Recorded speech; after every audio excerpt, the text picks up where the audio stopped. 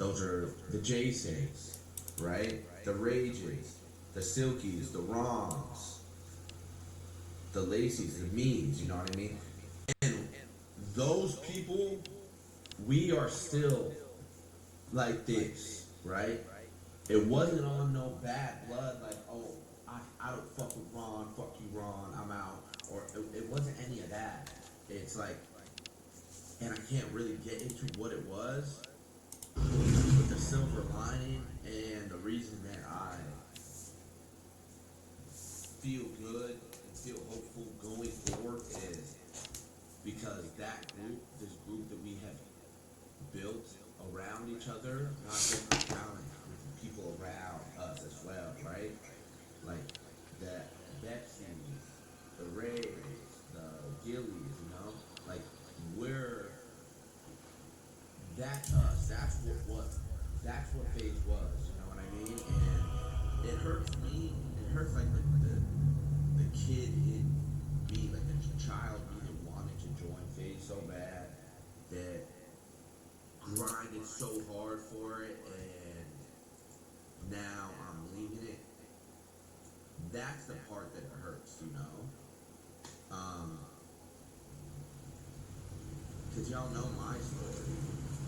I've been here for like 14 years, and all I ever wanted to do was see FaZe win. I consistently put FaZe in front of myself, in time and time again. But what I will say is that we all still have each other. You know what I mean? All of us still have each other. All of the. Oh, my stomach came back for a second. And I know I'm sad and I'm emotional because this is a big deal. This shit is heavy. This shit is heavy, bro. Colt, thank you for the 7. Thank you for the 5. But just know that from a viewer's perspective, from a chat's perspective, if you're a fan of me, if you're a fan of Jason, Silky, Ron, Lacey, any of the guys in that crib, Jason, just know nothing changing. We're all still going to do our thing. Temporary thing we're doing. We're all still going to do our thing. We're all still going to have fun. And it's probably going to make it a lot easier. It just sucks for me. But it's probably for the better. You know what I mean? Well, at least it's out. Now you guys know. Because a lot of people were like, why did they abruptly end FaZe miss? In the middle of the Minecraft Marathon, by the way, if you guys were in the Minecraft Marathon, swag, thank you for the 50 years of Year to Go. I saw what you said, by the way, bro. It meant a lot. Joel, in the middle of the Minecraft Marathon, a lot of this was happening. So a big part of the reason I ended to get off the stream in between days was because of shit like this. Remember, I was like, oh, there's a lot of shit that's happening behind the scenes. This was it. Like, and it's been happening for a while, but as it got closer to the end of the year, it started to ramp up, and we all just made the decision, like, all right, listen, it's us. As long as we are solid, work together, we're on the same page. No one's gonna fuck with us. We got this, and we're gonna move forward together. We're out, we're gonna move forward together and figure it out.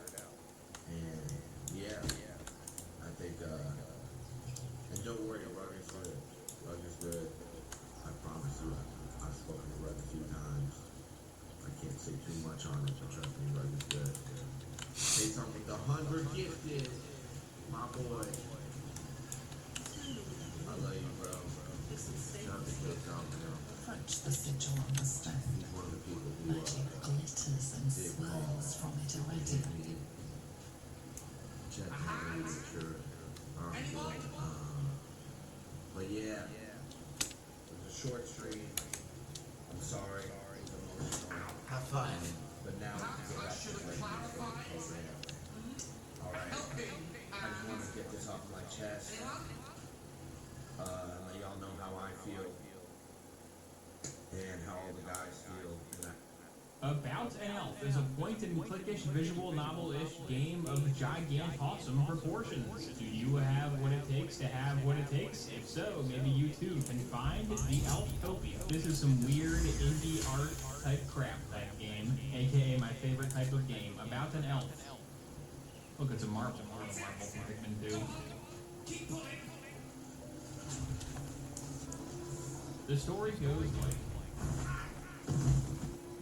it is said that long ago, elves could be found anywhere and everywhere you can imagine. Be it having a cozy nap tucked inside any old shoe, playing hide and seek in the drawer of unmentionables, or even setting permanent residence in your favorite teacup. But that was then, when humans had time for elves and their silly things. Now, it is monsters who haunt all the little corners in this once magical world. No doubt. But I find myself being present with a few. Hear me, hear me. I am Dan, the magical princess of all elves, and I bring you the most marvelous of news. The Elftopia is coming. Looks like the boat stuff. Oh no, it's you and your Elftopia. Mock me if you must, but the Elftopia is the most important anything ever. Pure hogwash. What does an Elftopia even mean exactly? The Elftopia means everything. Or perhaps it doesn't mean anything? It's the day and night, the solid and sublime. It may last an eon and an age, or it may be a blink in time. It's that instant, or place, or circumstance, or whatever, when it just happens to be Elftopia. So, you have no idea what Elftopia is. No, but let me tell you all about it. Absolutely not. This is just your usual scam to get all my monies, isn't it? Dido, my friend, hear all about my implausible adventures. You'll be mega mesmerized. You'll be stupefied, super stupid. All of that and more for the low, low price of one gummy bear. What? I have no time for your made-up nonsense. But the Elftopia is true, all true. 1,000 times truthier than truth itself. Truthier isn't even a word. It is now. I'm the princess of all elves. With my magic, I can invent new, fantabulous words at will. No, you can't. And you're no princess. But I am. Says who? My grandpa, back when I was a little elfling, and just before his horrible death. He said I was a beautiful princess. He wouldn't lie to me, would he? Of course he wouldn't. Fine, I'll pay a gummy bear for your story, but only because my heart is big and generous, got it? Dido donates a gummy bear. Okay. Yay! Thank you, Dido. Now, hear and hear well, for what follows is a gargantuan tale of phabtasmic proportions. Ready your brain for an influx of total mesmerization. In the groves, you can kill it, can't you? According to Like legend, kill the others? there's a hidden land at the opposite side of the horizon. A forgotten country a few miles north from the North Pole. A mysterious isthmus just beyond the edges of any and all maps. This magical kingdom is none other than the ancient elven homeland. The Gardens of Gardenia.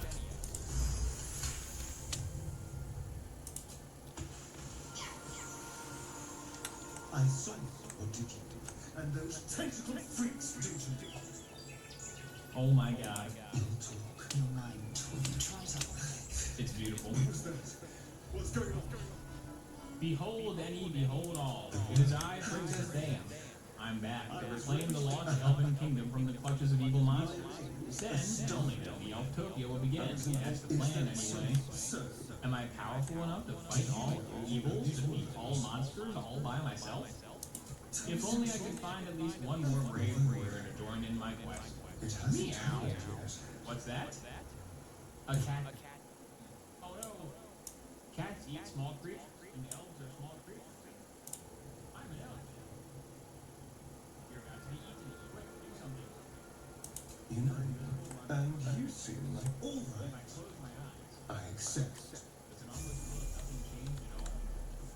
Am I invisible yet? Princess. The cat ate her.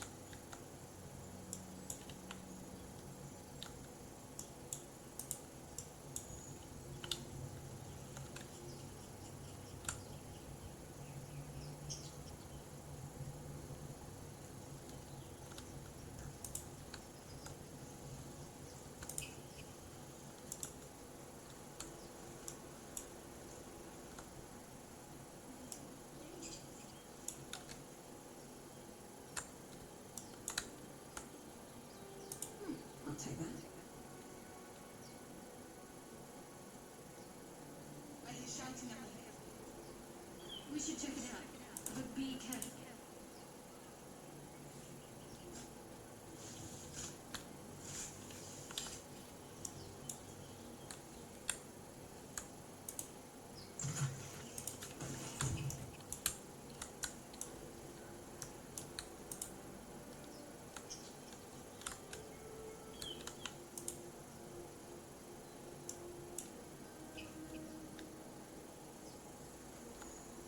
Zor's always right. The thing's dangerous. And if it escapes, Your skull pounds in response to the prisoner's white hots. Get rid of them.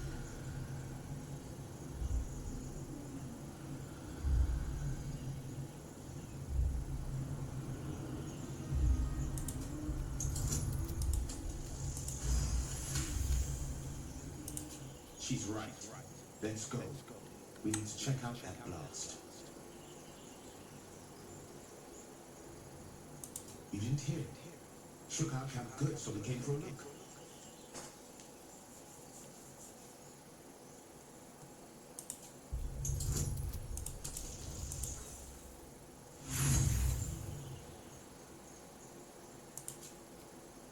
Find refuge elsewhere.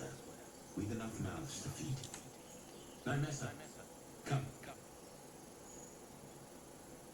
Enough gawking. Get me down. Never.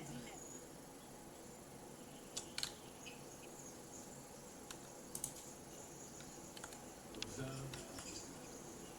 Hear open.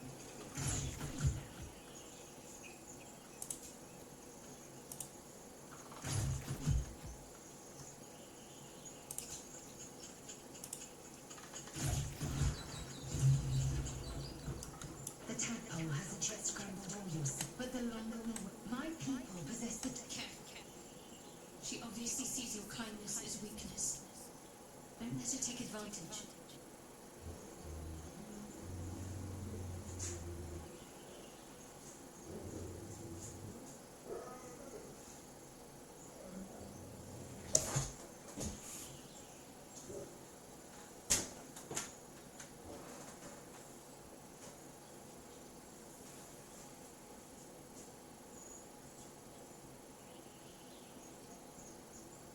You may as well suggest a wine bound to worm. The cure I offer will suffice as thanks.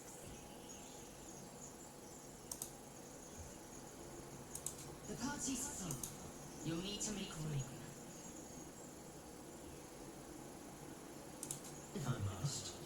But do try to keep them safe. They're a little... Good. You have made an apple. Trust your judgment. You are sharp-tongued.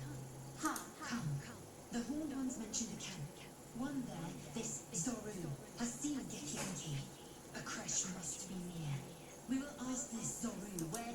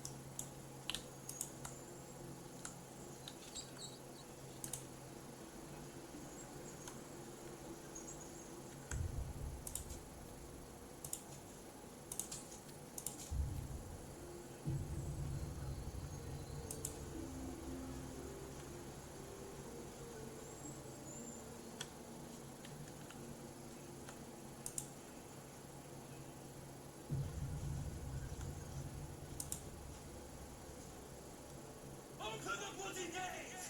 Nobody gets in! Zebulon's orders! That pack of goblins will be on us any second!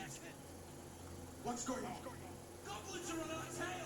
Open the gate, Zebulon, now! You let goblins here? Where is the druid? Please! There's no time! By the nine hells! Open the gates!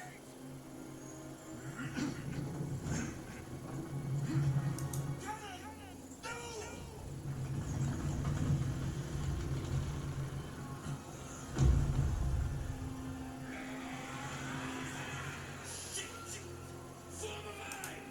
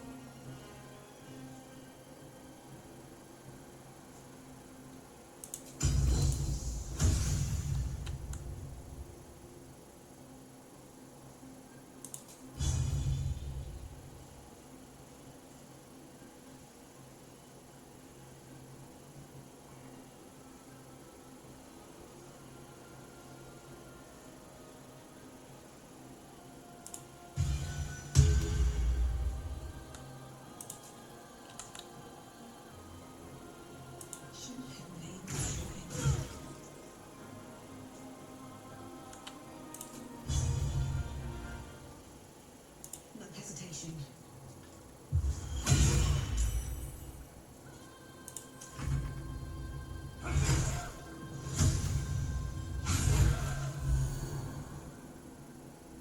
I'll bleed every last one of you!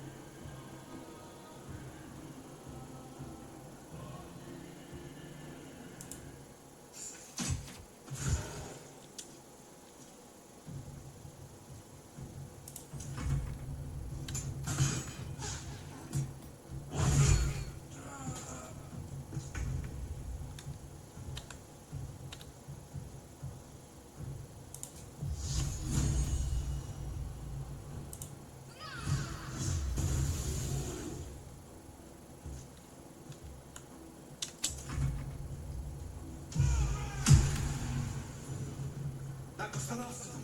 Inside! All of you! More may follow! Open the gate!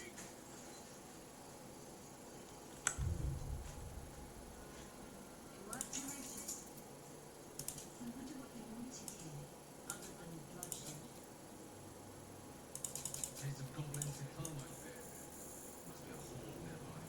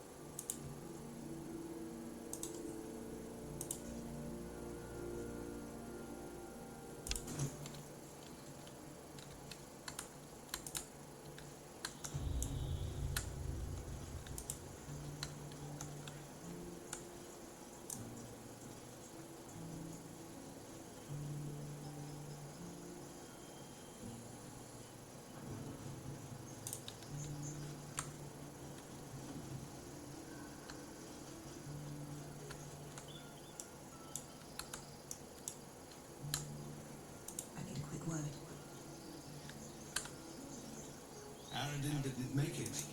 Thank you for your help out there. I'm Zevlor.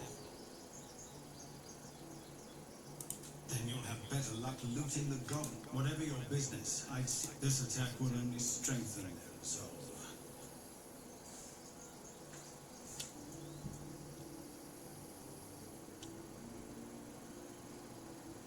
There have been several attacks by different monsters. They've started a ritual to cut the grove off from the world outside. We can't stay, but we'll be slaughtered if we leave. We're no fighters.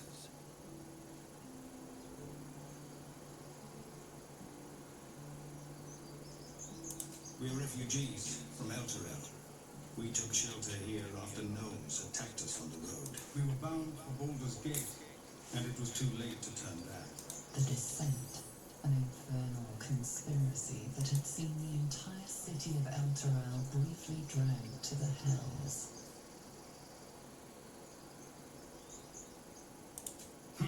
A fair point. But we can't get there with those beasts blocking our path.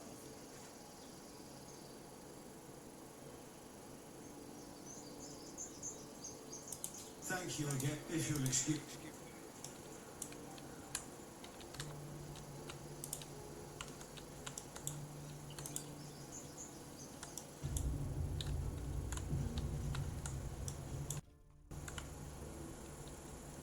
Can't give up now.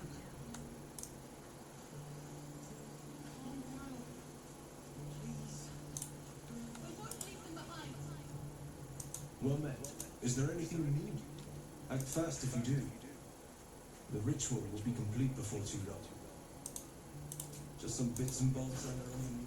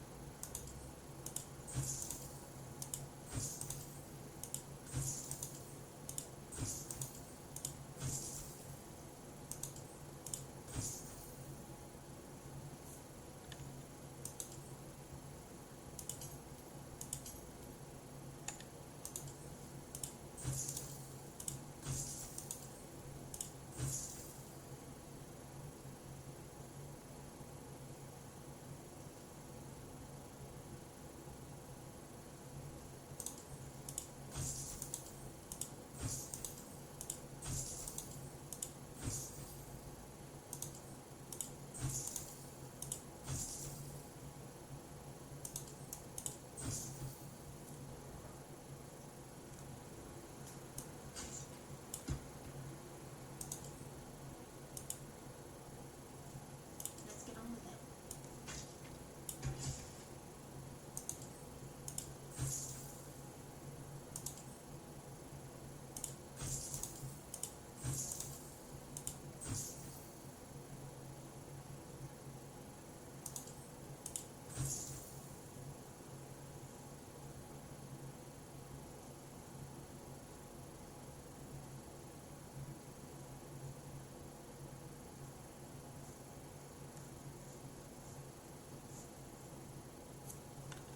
Sylvanas, guide.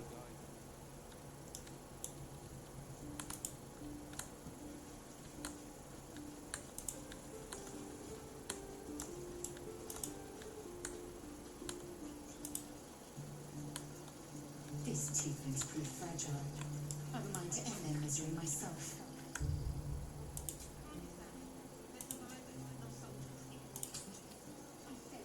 Distinction.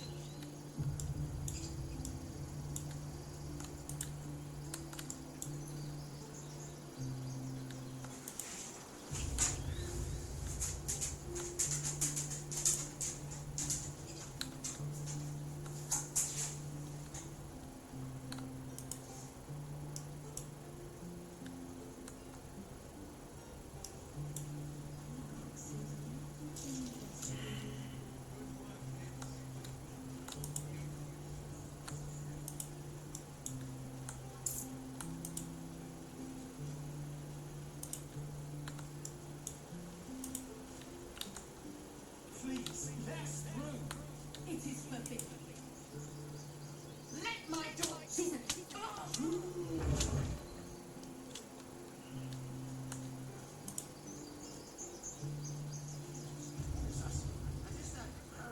Carl Magrin, you get back!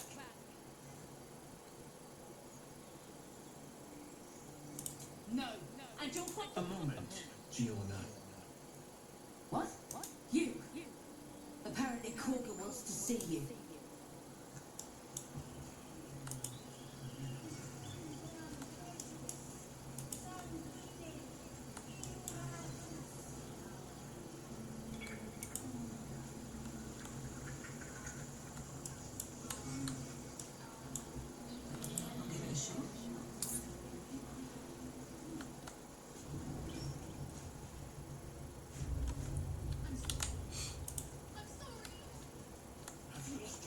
They're gonna kill a child.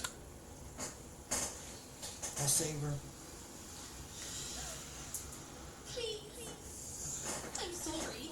This is madness, Korga. She's just a. Oh, Wrath. A thief?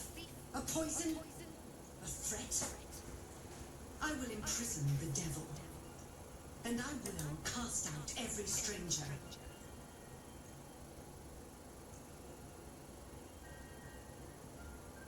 She's a parasite. She eats our food, drinks our water, then steals our most hope. Wrath, lock her up. She remains here and keep still. Come, Korga. We took back the idol. Do it.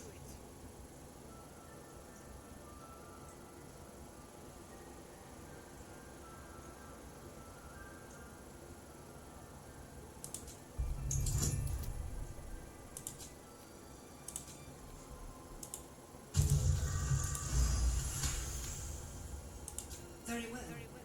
She may go. Very well. Take your word, and my serpent shall feed. Out, thief. It hurts. Thank you, Korga. Halcyon isn't here. I hate wolves. I didn't realize you were frightened of wolves, Shadowheart. Everyone's frightened of something. My fear is hardly rational when you see the fangs on those things.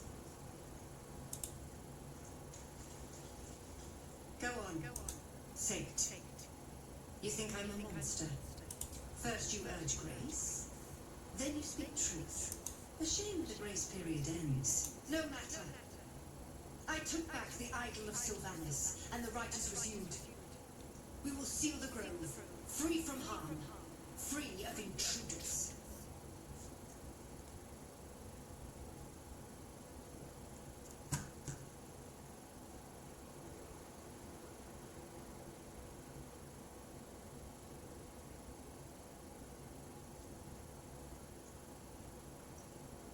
The rite of the grove will be cloaked in bramble and thorn.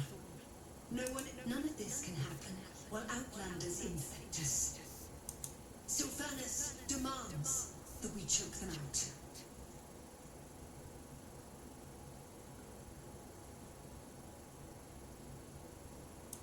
A disease of the flower must not reach the root.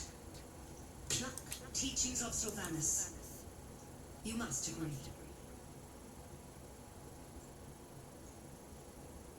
Then you know you showed great mettle at the gate. The mettle of a I want you to provide your services to the tiefling leader. Zevlon, he's called. Offer to guide the Outlanders out of the grove. They're to be gone before final prayer. The Viper must strike.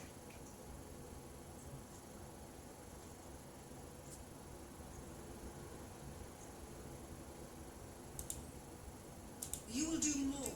This tale ends but one way. With the Outlander on.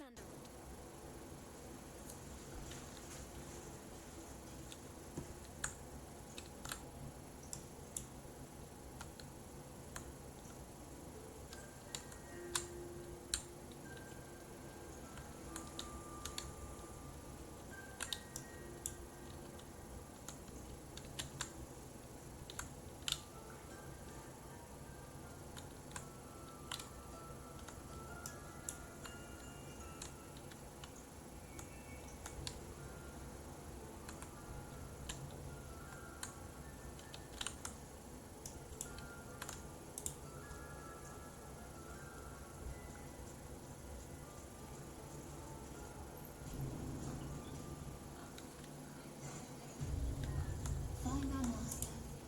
Return to me there. Tell me what you find. If I see you.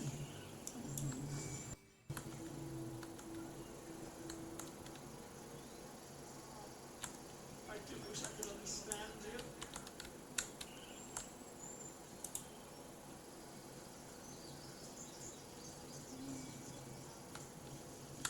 You ever scare me like...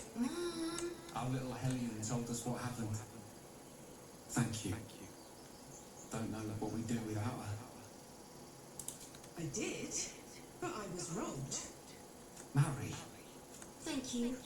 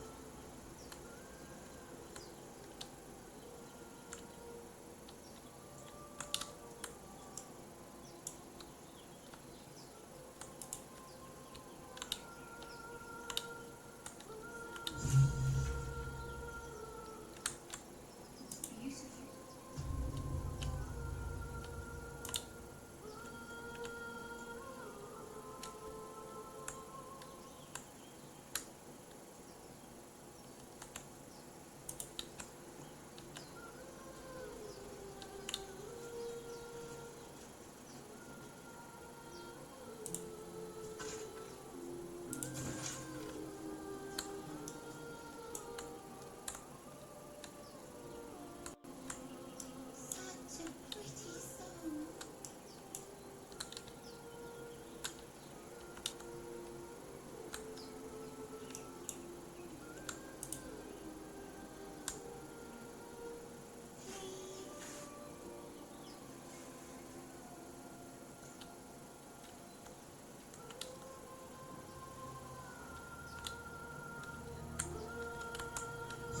Such a pretty song.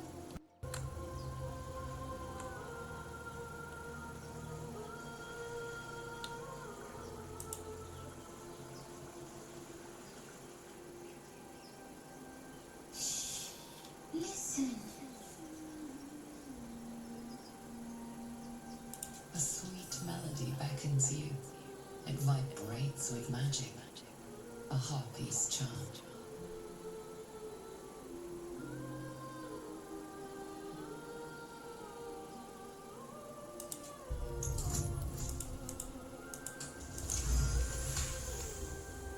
The suffocating yearning suddenly fades as the spell breaks. You are free. No, it's just a bit of water.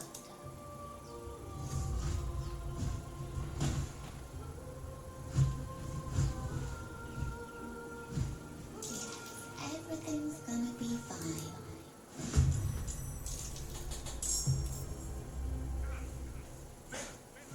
I see you now for what you are.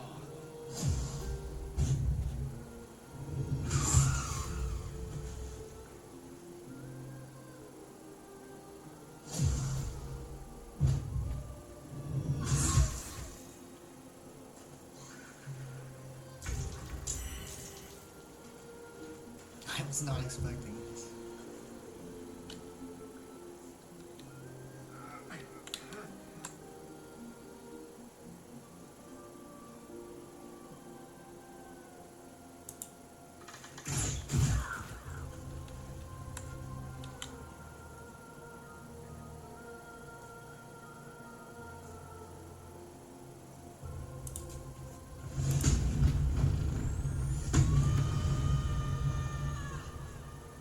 Talk to me.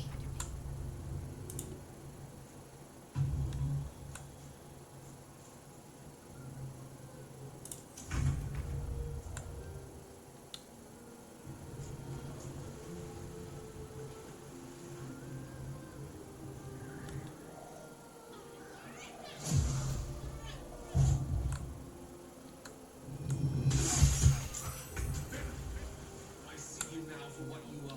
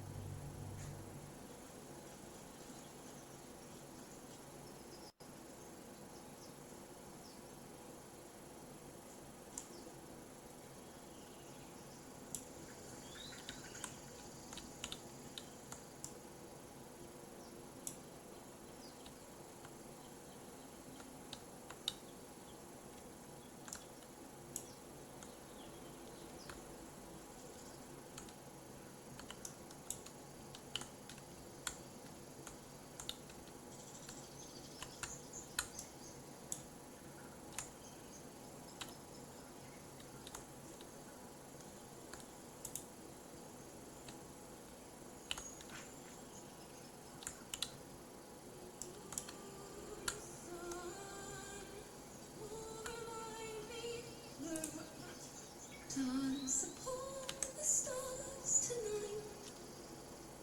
Smile and pain. More like butchery. Don't know why I bother.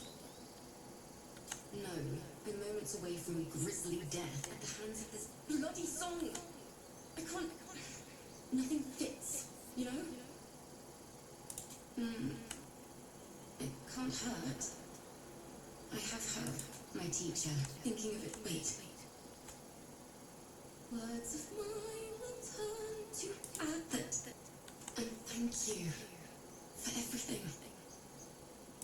All the wait.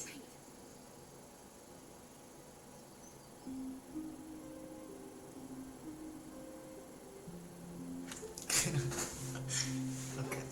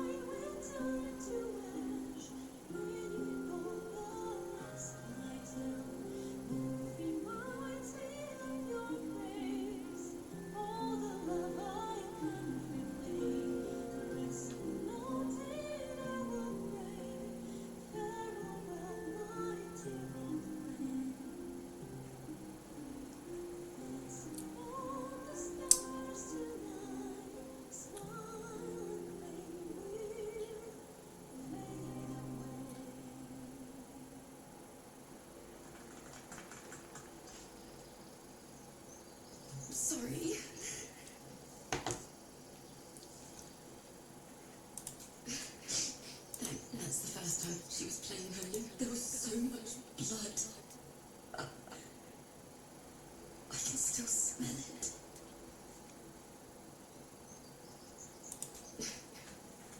She'd yell at me for that clunky verse and make me play till my fingers were raw. And that's exactly what I'm going to do. Finish the Weeping Dawn for her. I've a long way to go. But thank you. I needed this.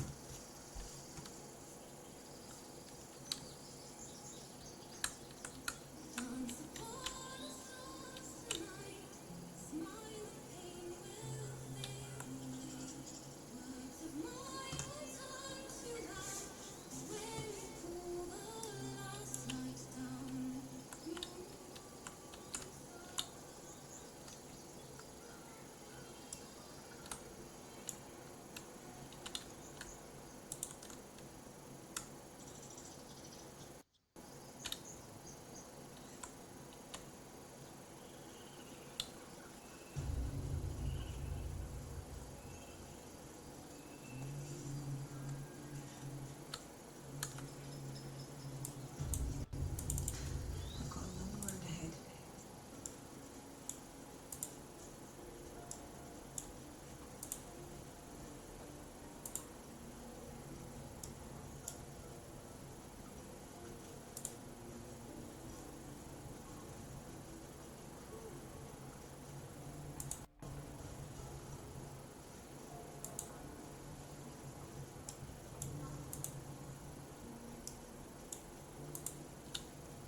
Tight flings.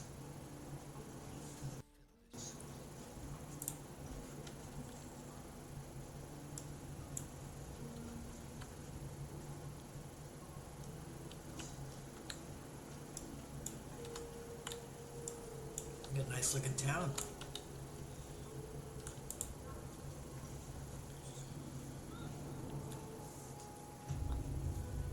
Never a dull moment.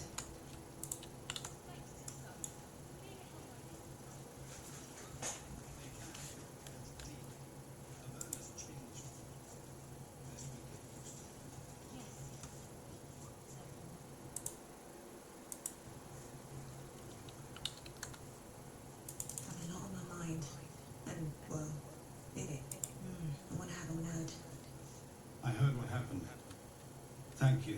If the druid... So we can risk violence here, or face it for certain on the road. Quite the choice, isn't it?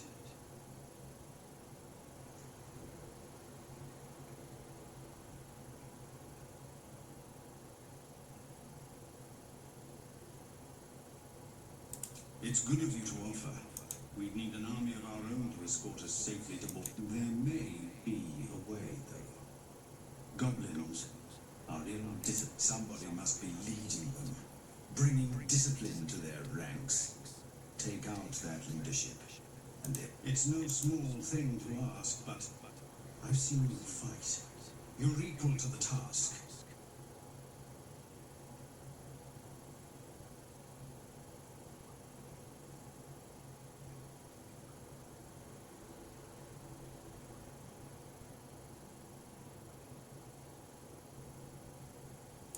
Everyone in this camp depends on it. We'll be ready to lead. The Watch or the Flaming Fist? Pardon? When we get to Baldur's Gate, where are we? Better not be cursed.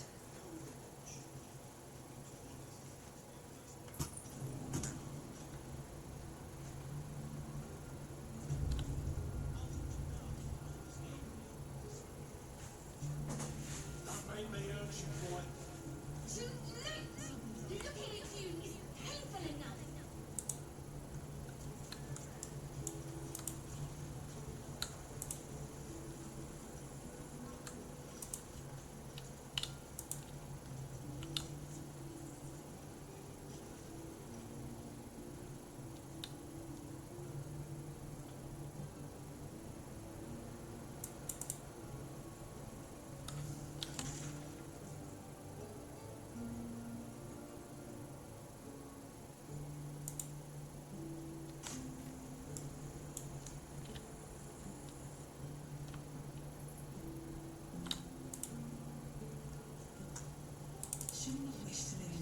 just in time.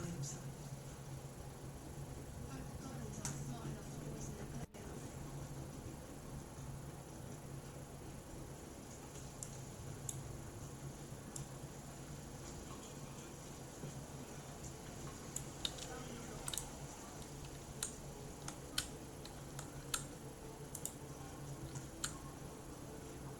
By Lord Ice Eyes, another one.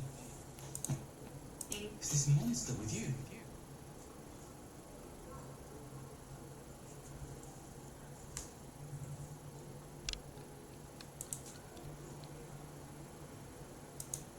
Lower.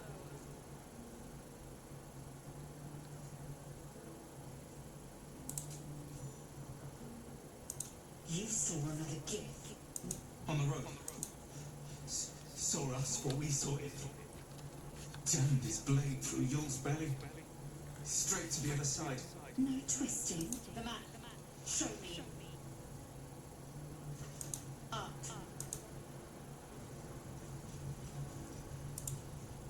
The locals proved compliant. I warned you, didn't I? You ought to reconsider keeping her around before she causes real trouble.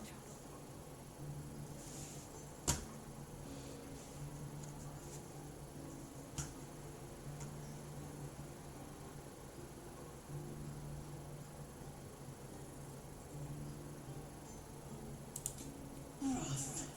Soon, when the tentacles sprout from your lips, will you still cry that I was rough? The T-sling was clear. If there are Githyanki west of here, that must be our objective. Purification cannot wait.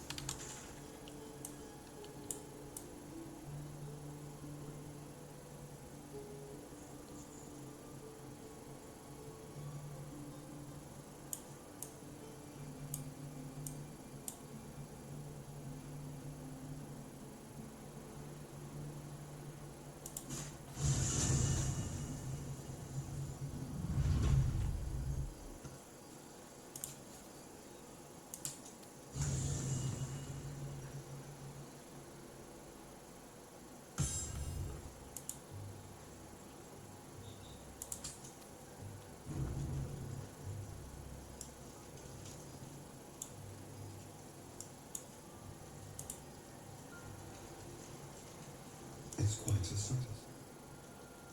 The stars, I mean. I could take or leave your chin. I can see the stars from here, reflecting on what tomorrow might bring. Will we find out how to bring the worm under control? Will this little adventure of ours be over?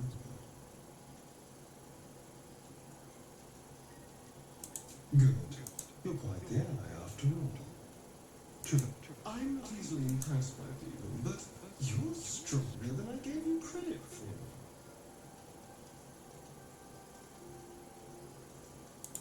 Yes, we're more similar than I thought. Sleep tight. Up.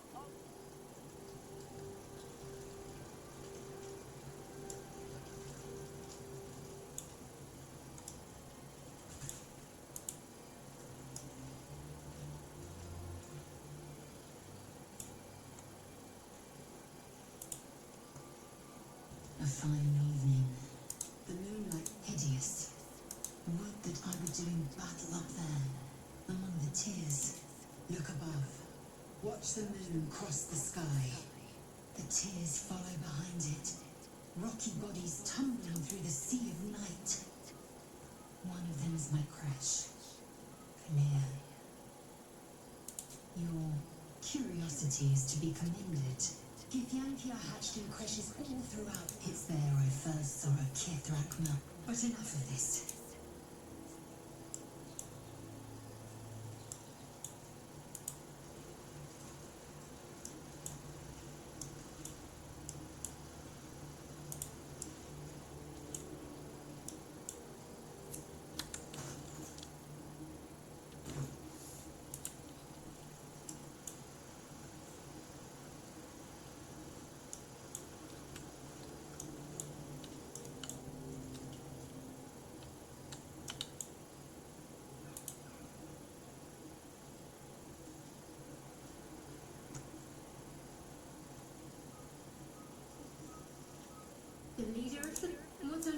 can't wait to get this thing out of my head.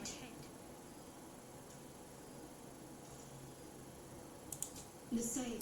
But suppose I turn. What would you do?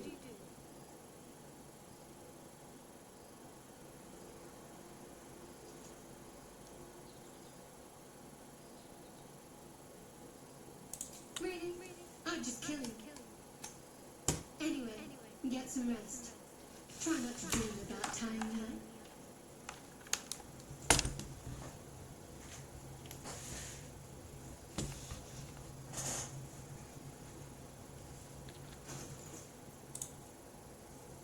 Whatever comes, I'm ready.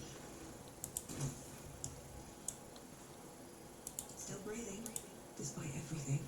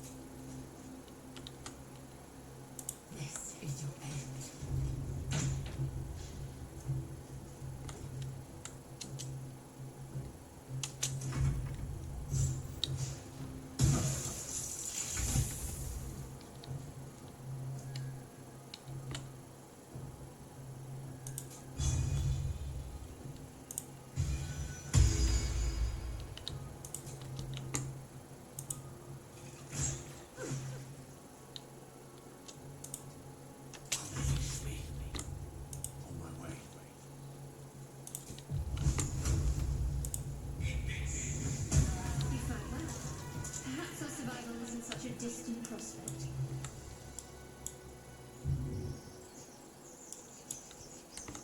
Time to press ahead.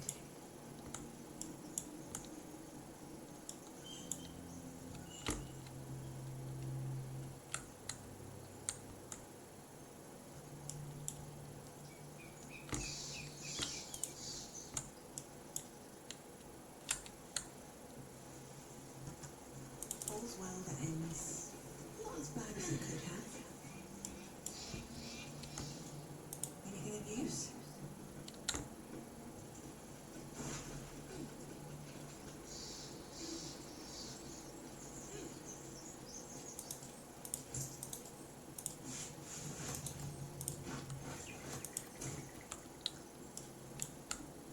What's inside?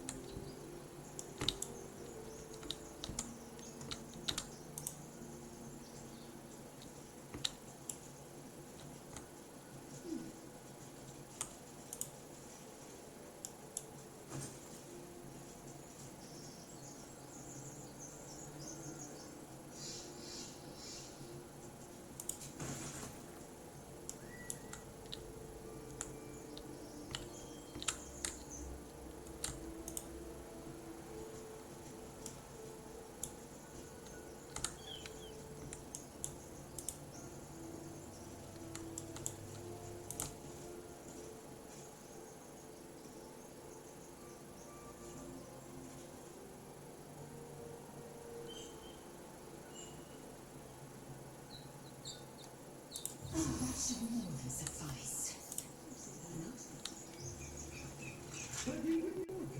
Everything all right out there?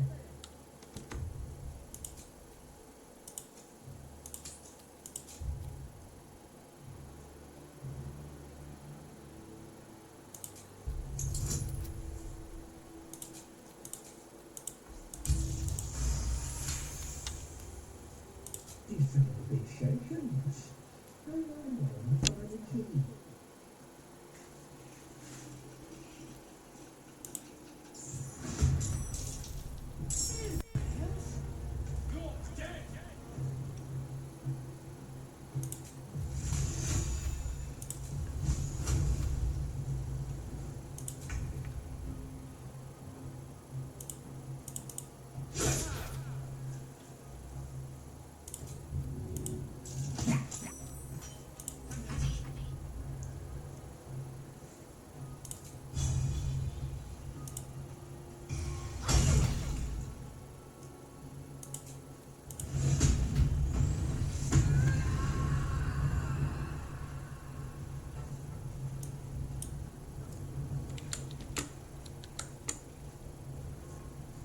I wonder if this is worth the cost.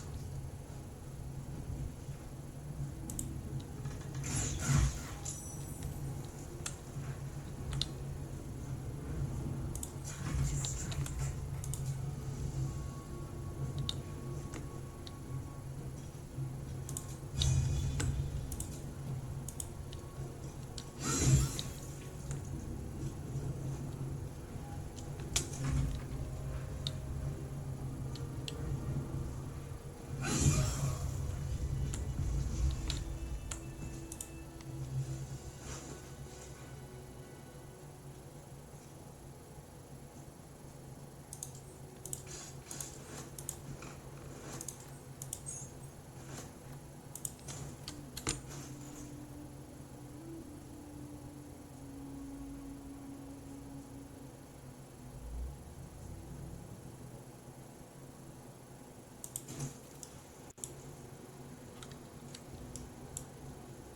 It's not over.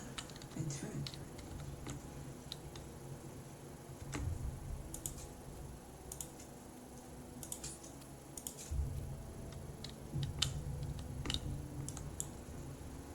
What's in here? No more prayers. Only dust and silence. Who are those prayers for? Normally the patron god is obvious. Not here.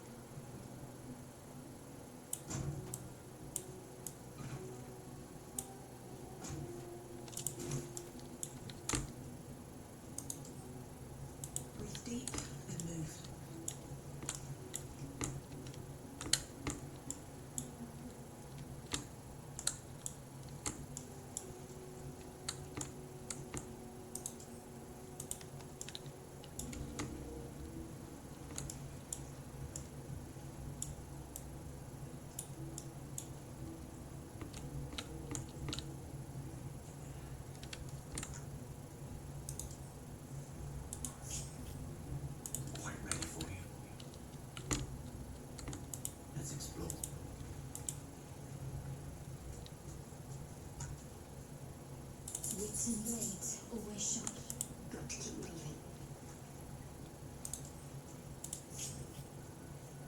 No one back home will ever believe this. Here we go.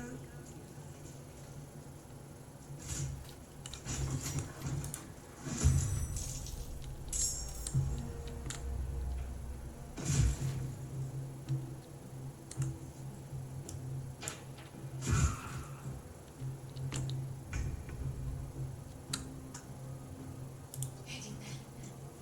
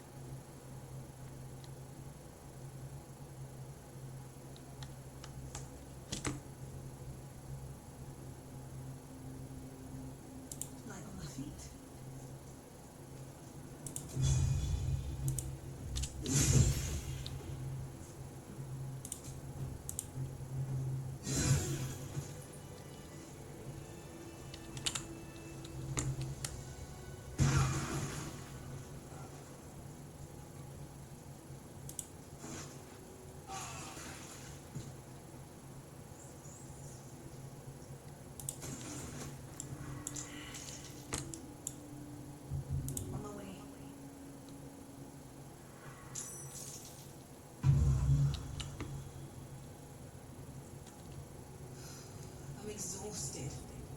Better find somewhere to camp soon.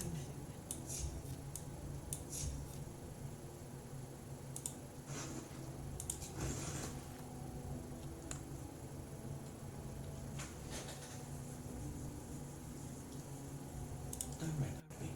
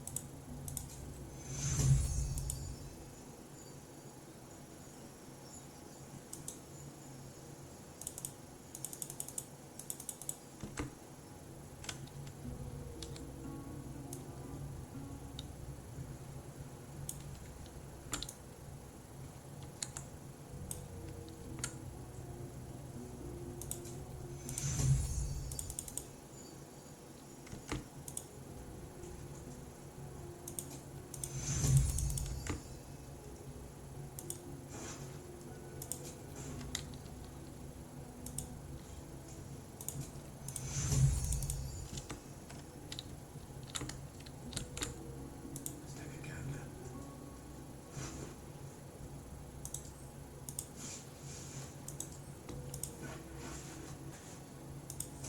Most excellent.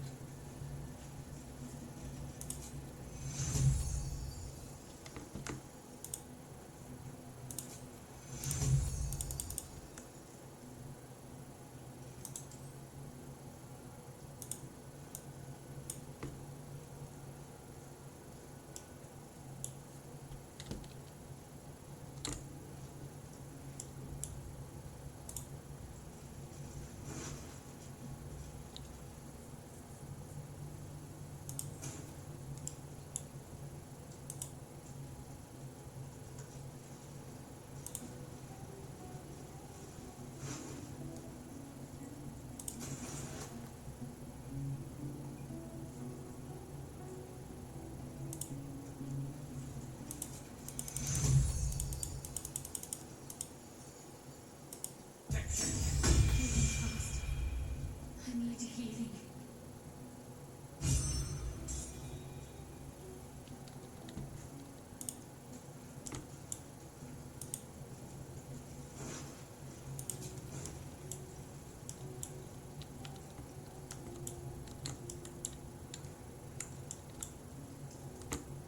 Easy enough.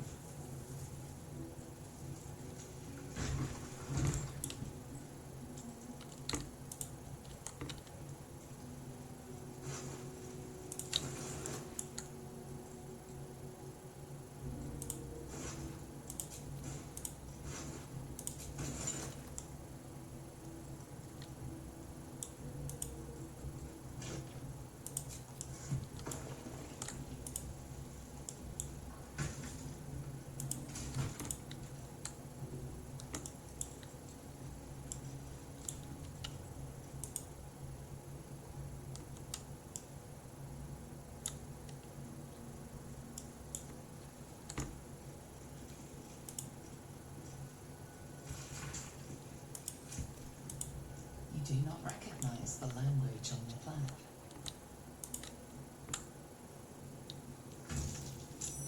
Something over there.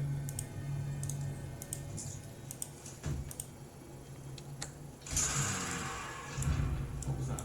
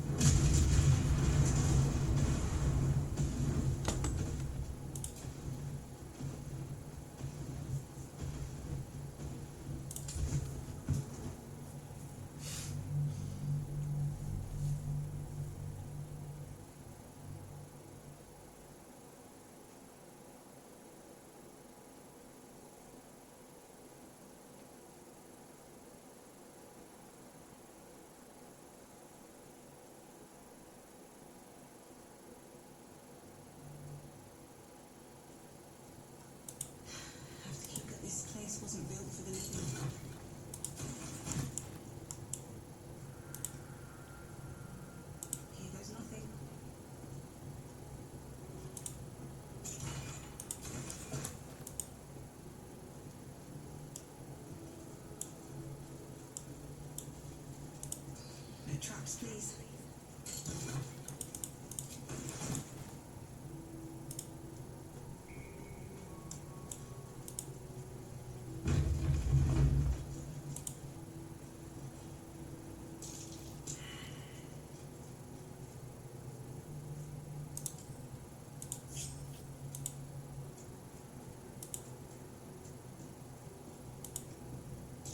Be wary. This place is trapped.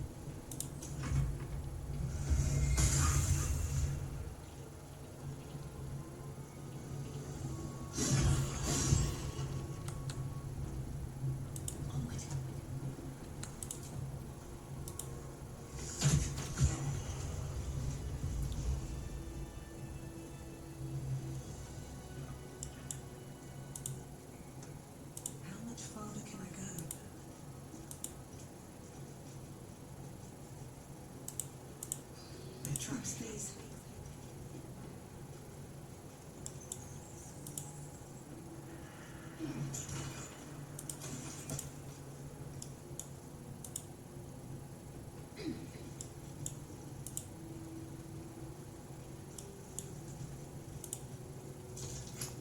That's curious. It won't move. A lot of effort to hide one's soul. So, now, I have a question for you. What is the worth of a single mortal's life?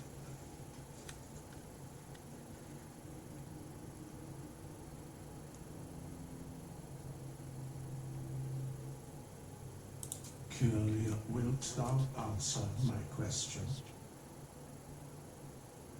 So, I ask again, what is the worth of a single mortal life?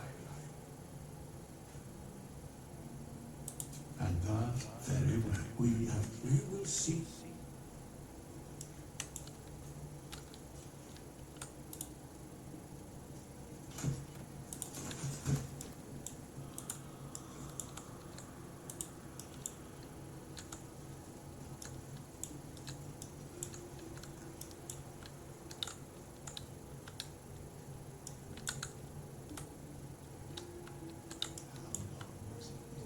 Let's see what this does.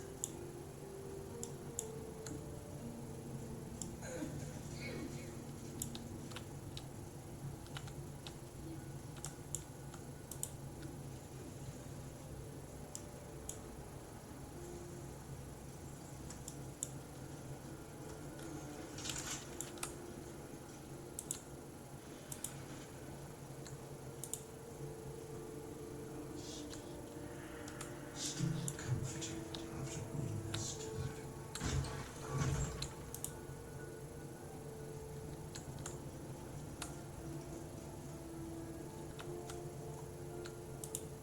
Looks like someone wanted to bury their secrets.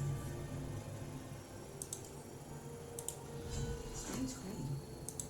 Wonder what it's worth.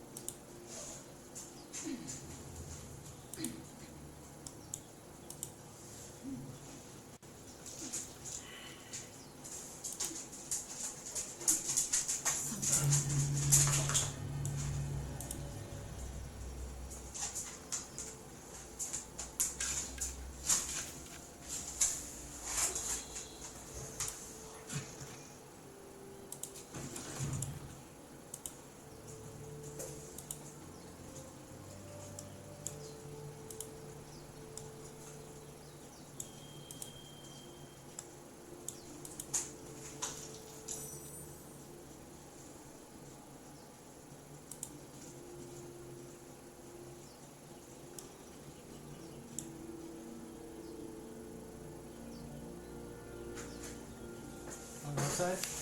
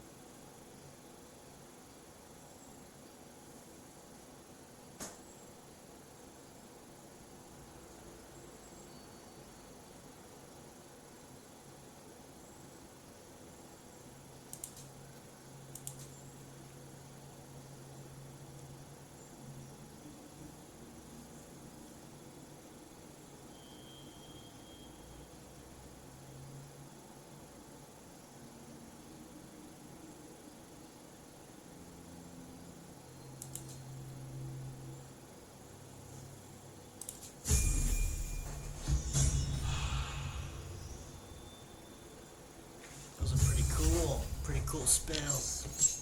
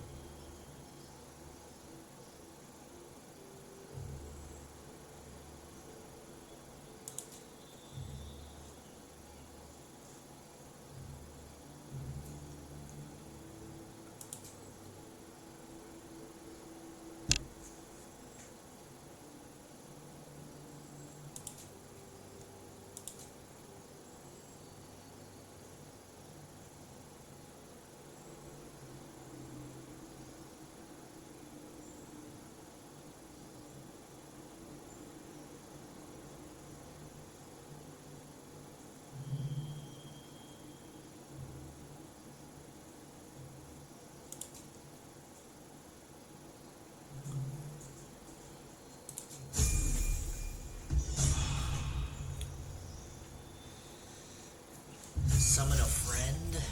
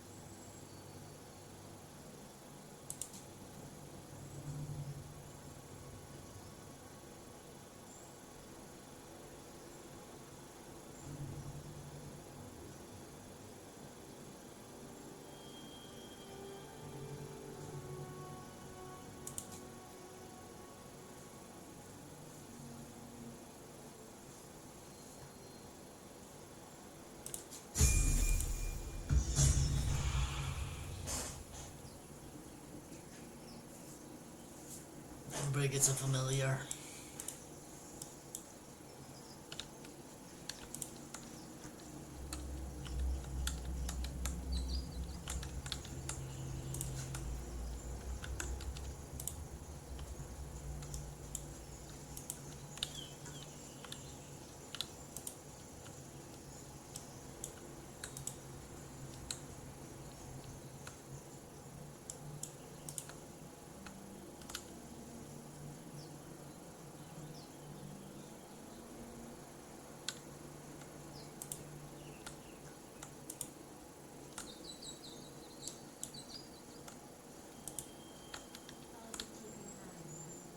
Understand?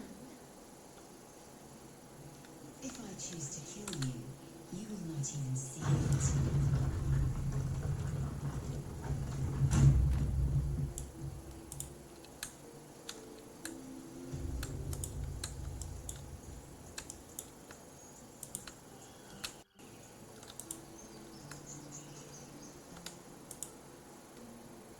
Looking ahead.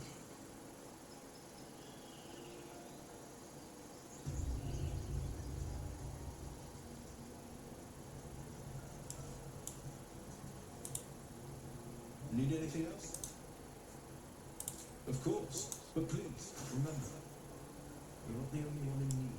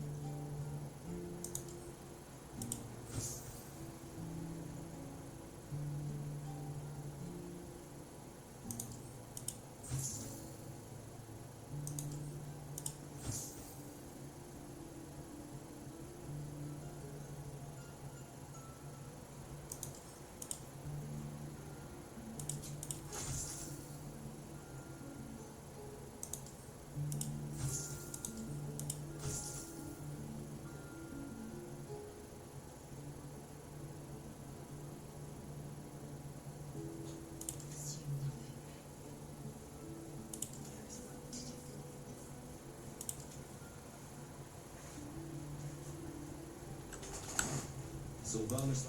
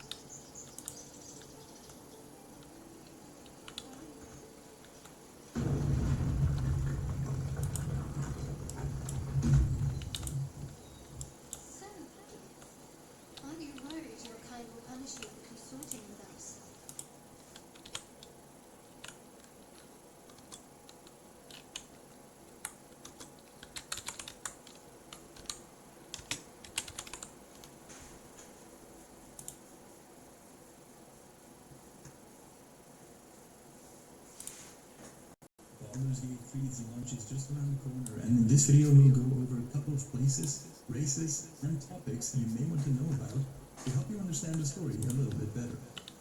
First off, Baldur's Gate. Baldur's Gate, also known as the Gate, or the City of Blood, is actually the name of a large metropolitan city-state. It is located in Faerun, or specifically on the western coast of the Sea of Swords, known as the Sword Coast. As one of the most prosperous and influential merchant cities on the western coast, it attracts all sorts of people, different races and people from different walks of life.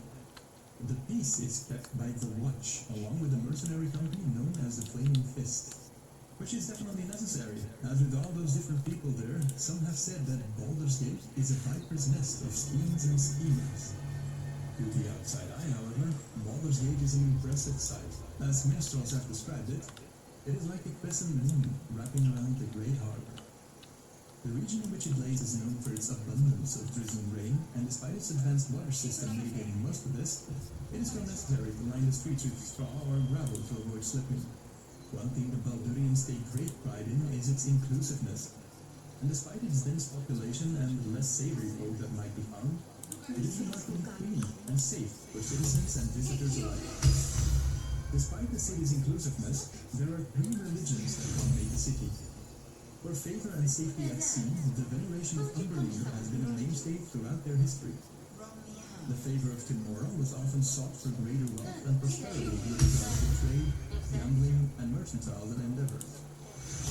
Lastly, as continual expression of gratitude for the technological blessings bestowed upon the city, the worship of God was widespread, even beyond his temple and museum. Alright, so we start with a little bit of backstory about the namesake of the game, now to get into the content. First off, the Illithid.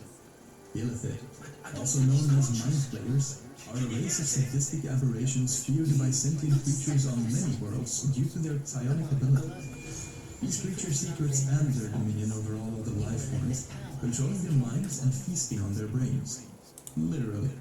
If they're not feasting on their victims or mind-controlling them into their slaves, they are most likely keeping them to be inserted with one of their tadpoles.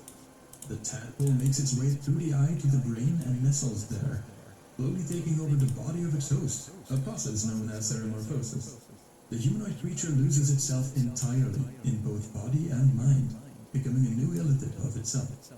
Utterly arrogant, the Illithids believe themselves to be agents of order, seeing themselves as the supreme being, and all others as inferior and mere livestock to be harvested and used to their own design, whether that was as a slave, food, or a vessel. This arrogance even extends to their own kind as well. While not viewing them as generally inferior, they do generally believe themselves to be just better than their peers. The one thing they all have in common, and that is the Elder Brain. The Elder Brain is the heart of their colony, and consisted of the brains of dead Illithid. This Elder Brain had telepathic control over all Illithid from that colony. Quote, one mind flayer sees ya, and they all see. One mind, one massive, suspicious mind. End quote. Next on our list of important Baldur's Gate 3 lore are the Githyanki. To put it simply, the Githyanki are space pirates. They're weird in the sense that they raid without discrimination. Good or bad, they don't care. It's what they do. But they are also the Illithid's biggest opposing force. Quote, what would become of this multiverse if the Githyanki didn't guard the astral plane from the Illithid menace? What would reality become if beings of thought ruled the plane of thought? End quote. Now, let's backtrack it a little bit. Githyanki have been enslaved by the Illithid for as long as anyone can remember. For so long even that the original name of the race has been forgotten, but it was referred to by some as the Forerunners. They now call themselves Githyanki, after Gith, one of the slaves that started the rebellion that led to their freedom. Githyanki have the weird ability to be able to live in the astral plane without being affected by it, and they use this gift and the astral plane's connection to, well, everything, to organize raids and stop the Illithid wherever they can. As I said, they're kind of weird, as in, obviously their raids on settlements are bad, but they might just be one of the main reasons why the Illithid are being held back. After their enslavement ended, their leader Gith made a pact with the Queen of Evil Dragons Tiamat. In exchange, the Githyanki are able to ride dragons, which aids them in intercepting the Nautiloid ships of the Illithid. There's another group of Gith as well, but again, I have full videos on most of these topics if you want more in-depth knowledge, so make sure to check those out too. Now I want to quickly touch on the subject of the 9 hells as well, as you'll run into that as well in the game. As just said, Hell, or Baldurs in Inferno, consists of 9 hells. It is a plane that embodies lawful evil, but all are inhospitable or deadly to outsiders. These 9 hells could be represented as layers stacked on top of each other, with Avernus being the most accessible for the astral travelers. It's a desolate wasteland with rocky terrain, sparse, twisted vegetation, concealed snake pits, caves and warrens, volcanoes and rivers of magma. The sky is starless, full of choking smoke, and glows a dark red due to the balls of flammable gas that floats about or streak across the atmosphere, randomly exploding as a fireball. The other layers are Dis, Minoros, Pegasus, Stygia, Malbos, Maladomini, Kenya, and Nessus. I won't go into too much detail, but 2 more important facts to know. Each of the 9 circles are ruled by an archdevil, with Asmodeus being the overlord ruling from a gargantuan citadel in Nessus. And these are devils, not demons. There's a very important distinction here, as the devils and demons have actually been in an ancient conflict known as the Blood War. You see, both devils and demons are evil, but whereas devils represent lawful evil, demons are chaotic evil. Devils, for example, can be found to enter into contracts with other races, even those of the material plane, and they will respect that contract. Do read the fine print, though. Whereas demons, oh, they'll just slaughter you without so much as a parley. There are many deities in the world of Dungeons and Dragons, and I'm not going to go over all of them, but Shar is one you may want to know more about for Baldur's Gate 3. Shar is the Felonian goddess of darkness and night, and the malevolent twin counterpart to the goddess of the moon, Saduna. Not just the goddess of dark places, such as caves or the Underdark, but also of dark deeds, secrets, loss, and the ability to forget. The depths of Shar's evil were too extreme to be described by words. She is deeply twisted and perverse, a being of ceaseless petty hate and envy. Although Shar purported to be a healer, soothing the grief-stricken by letting them forget their woes, she is in truth a sadist and enjoys inflicting the pain of loss on her worshippers.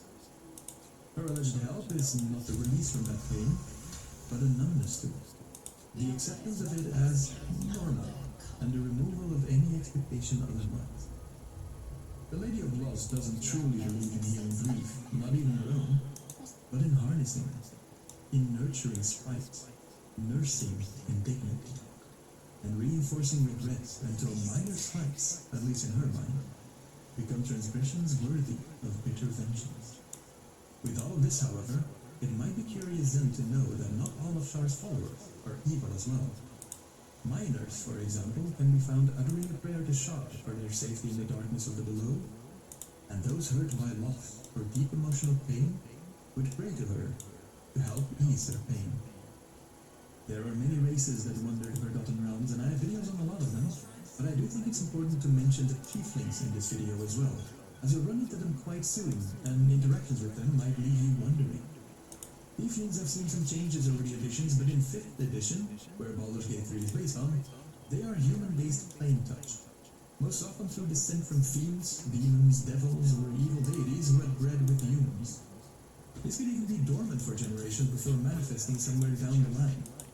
Unlike half-fiends, tieflings aren't predisposed to evil, and their nature varies as much as a regular human. Oftentimes, they go out of their way even to prove to the world that they don't have anything to do with their evil heritage. Despite this, however, many people still view tieflings as devil's spawn, or cursed sometimes, even by their own parents if the heritage had been dormant. Because they were so distrusted, many themselves became distrusting and self-reliant. However, members of other races would find that once they demonstrated friendship and trust towards a tiefling, it would quickly be reciprocated in full. Once that bond was forged, it was rarely broken. The Underdark is a vast network of underground caverns and tunnels underneath the surface of the world. This dark cavern system is extremely dangerous. Besides the obvious like pitch black darkness, poor air circulation, and getting lost, it is home to many predators and often hostile races such as the Drow, Duergar, and Illithids. The first 3 miles down are known as the Upper Dark, and it's here that surface dwellers and those in the Underdark most often meet. Though, without good reason and in possession of a sound mind, any surface dweller would avoid stepping foot in this place. We cannot talk about the Underdark and then not mention the Drow, one of the most hostile creatures to live in the Underdark. Drow are a race of dark-skinned elves, hated and feared due to their cruelty. Most Drow worship the Spider Queen Law, an evil goddess. They lie, cheat, torture, and enslave. They are a people that thrive on malice, even amongst their own kind.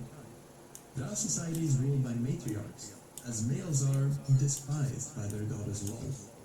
Most males are only looked at as being just above a slave, unless they show promise with a blade. There were some non-evil Drow, and in a smaller number still, even good ones, though they usually don't last long within their society, and in the best of cases, they make it to the surface world. In the worst of cases, when found out, they are used as sacrifices to their goddess. The last point I wanted to touch on in this video are the Duergar, also known as the Grey Dwarfs, that make their home underground. Their kinship to other dwarven subraces could be compared to that of the Drow to surface elves. In other words, they are generally to be avoided.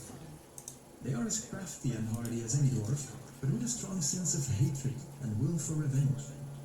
Quote, consider that the Duergar began as homeless outcasts, and today their fortresses are some of the most impregnable strongpoints in the Underdark. The question might not be if they will conquer the realm below, but when. End quote. The reason for their hatred is a generations-long enslavement by the Mind Flayers, the Illithid. This came right after a disagreement they had with the other dwarven clans.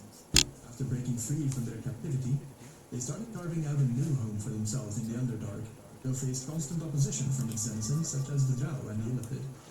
They still carry this bitterness within them, and so most Duergar don't respond kindly to those not of their own kind. Hope this video gives you somewhat of a decent background for the game and helps you understand what is going on. Do make sure to check out some of my other lore videos on D&D if you enjoyed this one. As always, be well, happy adventuring, my friends.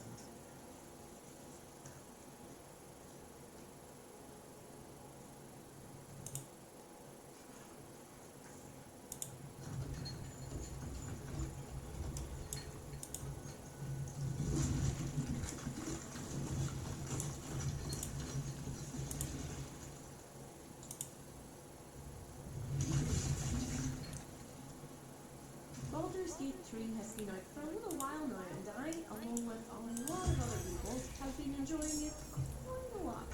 We published a bunch of tips and tricks videos too, covering everything from combat and quests to multiclassing and making the most of your characters. But here's the thing, Baldur's Gate 3 is so faithful to the Dungeons & Dragons 5e rule set on which it's based, that if you're coming into the series completely new, having never played a Baldur's Gate game before or even a D&D game before, you might struggle, even with tips. Just like a while back when I published an Elden Ring for Dummies series for people who had never played a From Software game before and needed to really start at the very beginning, now as an actual professional dungeon master, I'm doing the same for Baldur's Gate 3, explaining in the very simplest terms the most basic mechanics of the game for people who feel a little lost but still really want to give this incredible experience a fair shot.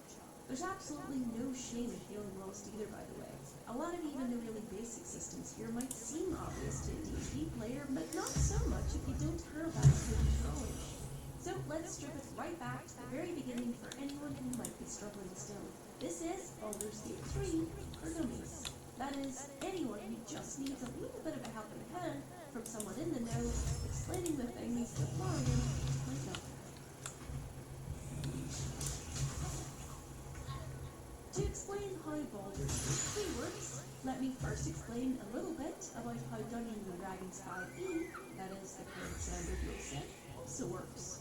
At its heart, Dungeons & Dragons is collaborative storytelling between a group of players, where the outcome of key actions and moments are dictated by the roll of the dice. One person in the game takes on the role of the Dungeon Master, or DM, someone who acts as lead storyteller and sort of referee. The DM fills the role of everyone else the player characters may encounter on an adventure, while describing the world and events as they unfold around the party. In a typical D&D session, the DM may set puzzles or tasks for the group to work together to solve. They might engage them in combat against other humanoids or monsters, or they might simply allow them to explore the world as they see fit, improvising as the players roleplay their characters' interactions with the fantasy world around them. The success of all of their interactions is dictated by players' individual ability scores, skills, and attributes, recorded on their character sheet. These stats vary depending on a player's class, level, and race, as well as any proficiencies they possess and any boosts granted through special weapons, spells, and potions. All players have 6 basic stats. You've got strength, intelligence, dexterity, wisdom, constitution, and charisma.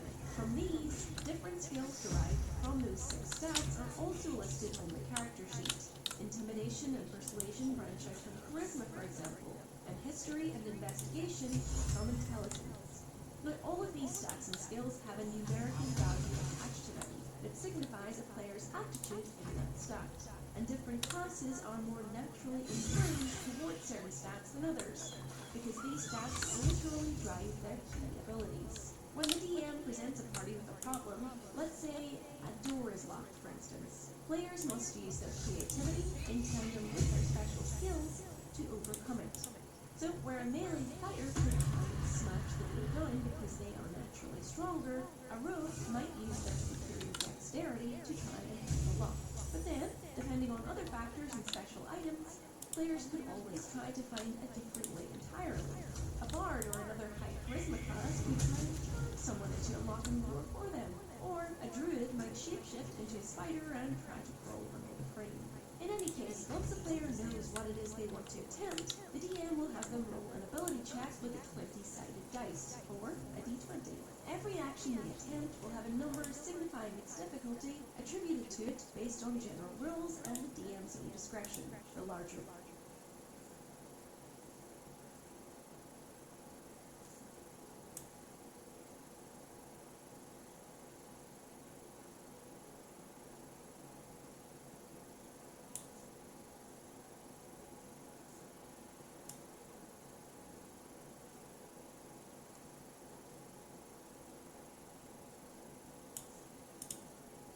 Alright, go ahead and roll for perception. 13. Yeah, that's pretty good. With that, you can tell there's some fantasy situations going on. You hear some adult language, and with that, you can tell this podcast probably isn't for kids. Hey everybody, welcome to the Dungeon Cast. I'm Will. And I'm Ryan. This is the podcast where we talk about everything Dungeons and Dragons, from naughty ninjas to nasty novels. Today, we're taking a tour through the Nine Hells.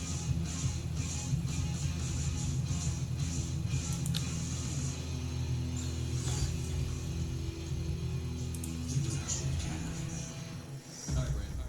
So there are 9 of them. There are nine of them. Dear God, there They're are all nine of their them. own separate kind of hell. Yeah, very much so. Very So, much so. so I want to start this one off by saying we've talked about this kind of. Kinda, yeah, we had But an only episode. kinda. Yeah, we had an episode talking about the devils and devil kind, and who and what they are, and what they do, and why, and all that stuff. Yeah. Now we're gonna talk about their home plane of existence. Okay. Nine Hells. Also known as Beator. And I'm probably gonna call it Beator for the rest of the episode. The whole place is called. So instead of calling it the 9 hells, we call it Bantor. Yeah. So like, that kind of eliminates this like 9 layers thing. And Bantor. Well, it's called the Nine Hells because they are 9 individual planes that come together. Okay, so they're like the Olympic rings. What? You know how the Olympic rings are all like a bunch of different rings and they're all like connected. I guess. Okay, so the configuration and position of Beator and its 9 realms in relation to each other and in relation to other planes of existence is up for debate depending on the campaign setting and your edition. Right. Generally speaking, Classic. yes, in classic. Not even in classic, but generally speaking, across all editions, like the 9 Hells are 9 individual places that are connected to each other but independent of each other at the same time. Yeah. It's very often depicted the only way to get to the bottom layer of the 9 Hells, you have to go through the top 8 first. So you can't Right. just hop into Number 7. yeah, which off the top of my head, I think number 7 is Melodon. You can't just pop into Melodon. You gotta go through Bolge and Stygia, Gethos, and all those other mushrooms. Yes. I'm going to lose you very often. So is that like the elemental planes? Are they similar? No. The elemental planes are like 4 congruent planes that like touch each other. Okay. And then they come together. So my daughter has these little cups that are stacked inside of each other. And there's 8 of them, so Okay, like that. So They get smaller as they go. I understand what you're saying. So the depiction of the Nine Elves varies from edition to edition. In 4th edition, it was shown as like a big planetoid, and like there were just like inner caverns.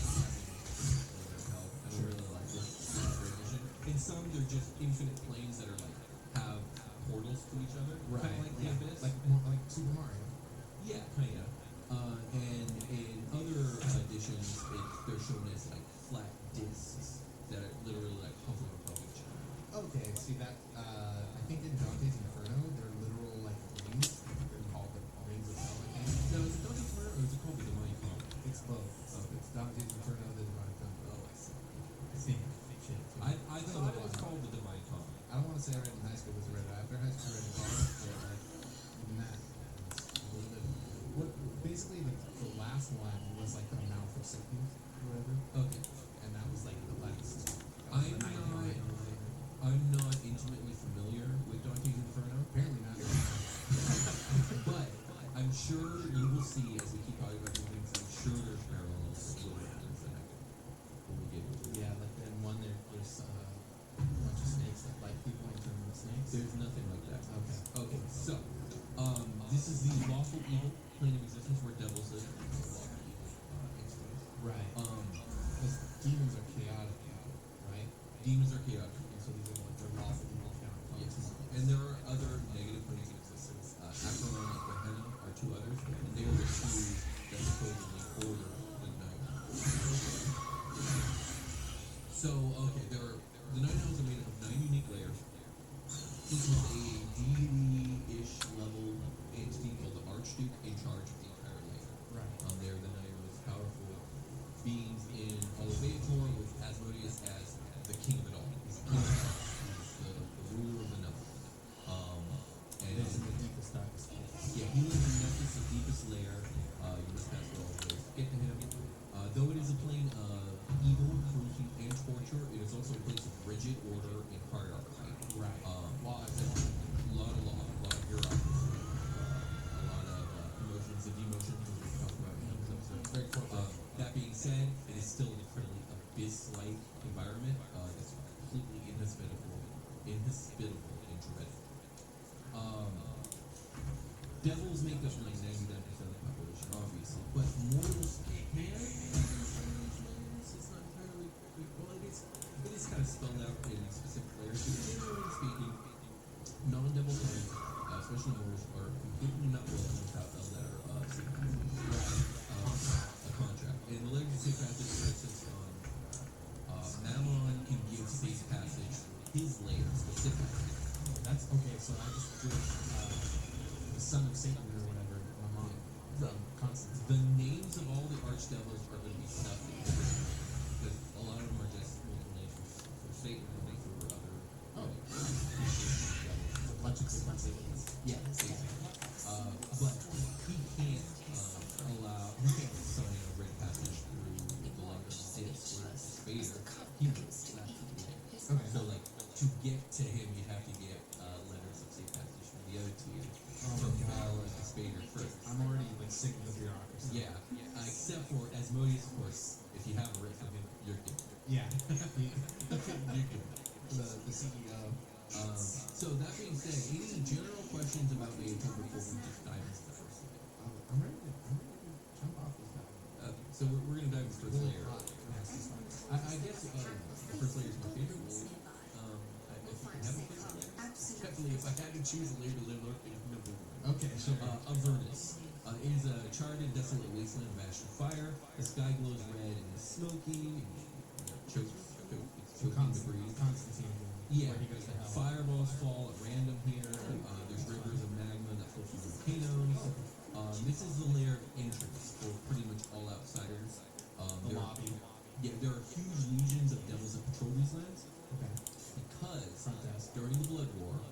this is where demons show. Like this is They come and knock on this is the Western Front. Yeah, because they have to come through here. Yeah, To get to exactly. the next, to get anywhere else. There's a completely different Eastern Front where the Abyss is, like, but we're not talking about that. We're talking about the Hell. So this is where if there's fighting between devils and demons, it's happening here on Infernus. Okay. And as a matter of fact, so many countless battles of the Blood War have happened here that much of the land is littered with blood, viscera, and bone, just from eons of constant war. Yeah. There is a river called the River Styx that flows here. And as a matter of fact, it flows through all 9 layers and until it reaches Nessus where it falls off into oblivion. Is there a boatman? No. I mean, you can, I imagine. There isn't like a boat. There's a boatman, but he's just posing as a boatman, and he's just taking your money. Yeah, basically. The river, it flows red with blood. It's capable of robbing you of your memory and identity if you so much as like dip your hand into it, let alone fall into it. Yeah, it's completely deadly. Yeah, it is a major transit way though through the Night Hills. It's not the only way, but it is like it's like the main highway because it will run through all 9 lanes. What a way to lose a plane. Yeah, what a hell of a way. You don't know who you are anymore. I touched the thing. Yeah. Oh no, oh god. So let's talk about major locations in Avernus. Dragon Spawn Pits. Hey, it's T-Mac. We talked about her. Go watch that episode if you want to know more. Yeah. Well, no, I'll tell you a little bit. It is another main. We said it all. Dragon Spawn Pits. Yeah. So Dragon Spawn. This is where Tiamat lives. She used to be the Archduke of this layer. She is no longer, but she's the guardian of the gateway between Avernus and the next layer of this, which is in her Dragon Spawn Pits. If you want to know more, Already at 10. yeah. It's like so fast. Yeah, so if you want to know more, go ahead and watch the Yeah. episode. It's a good one. There is a fortress called the Bronze Citadel. It's the seat of Bel, who is the first here.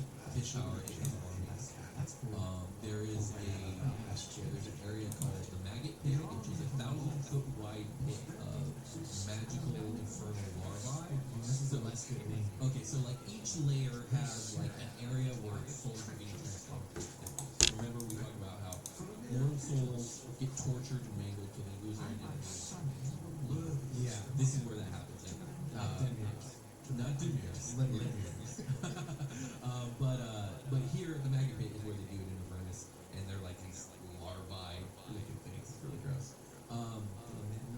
Yeah, there is the city of Darkspine, which it used to be a mortal city, but it kind of was like an area that was like reality.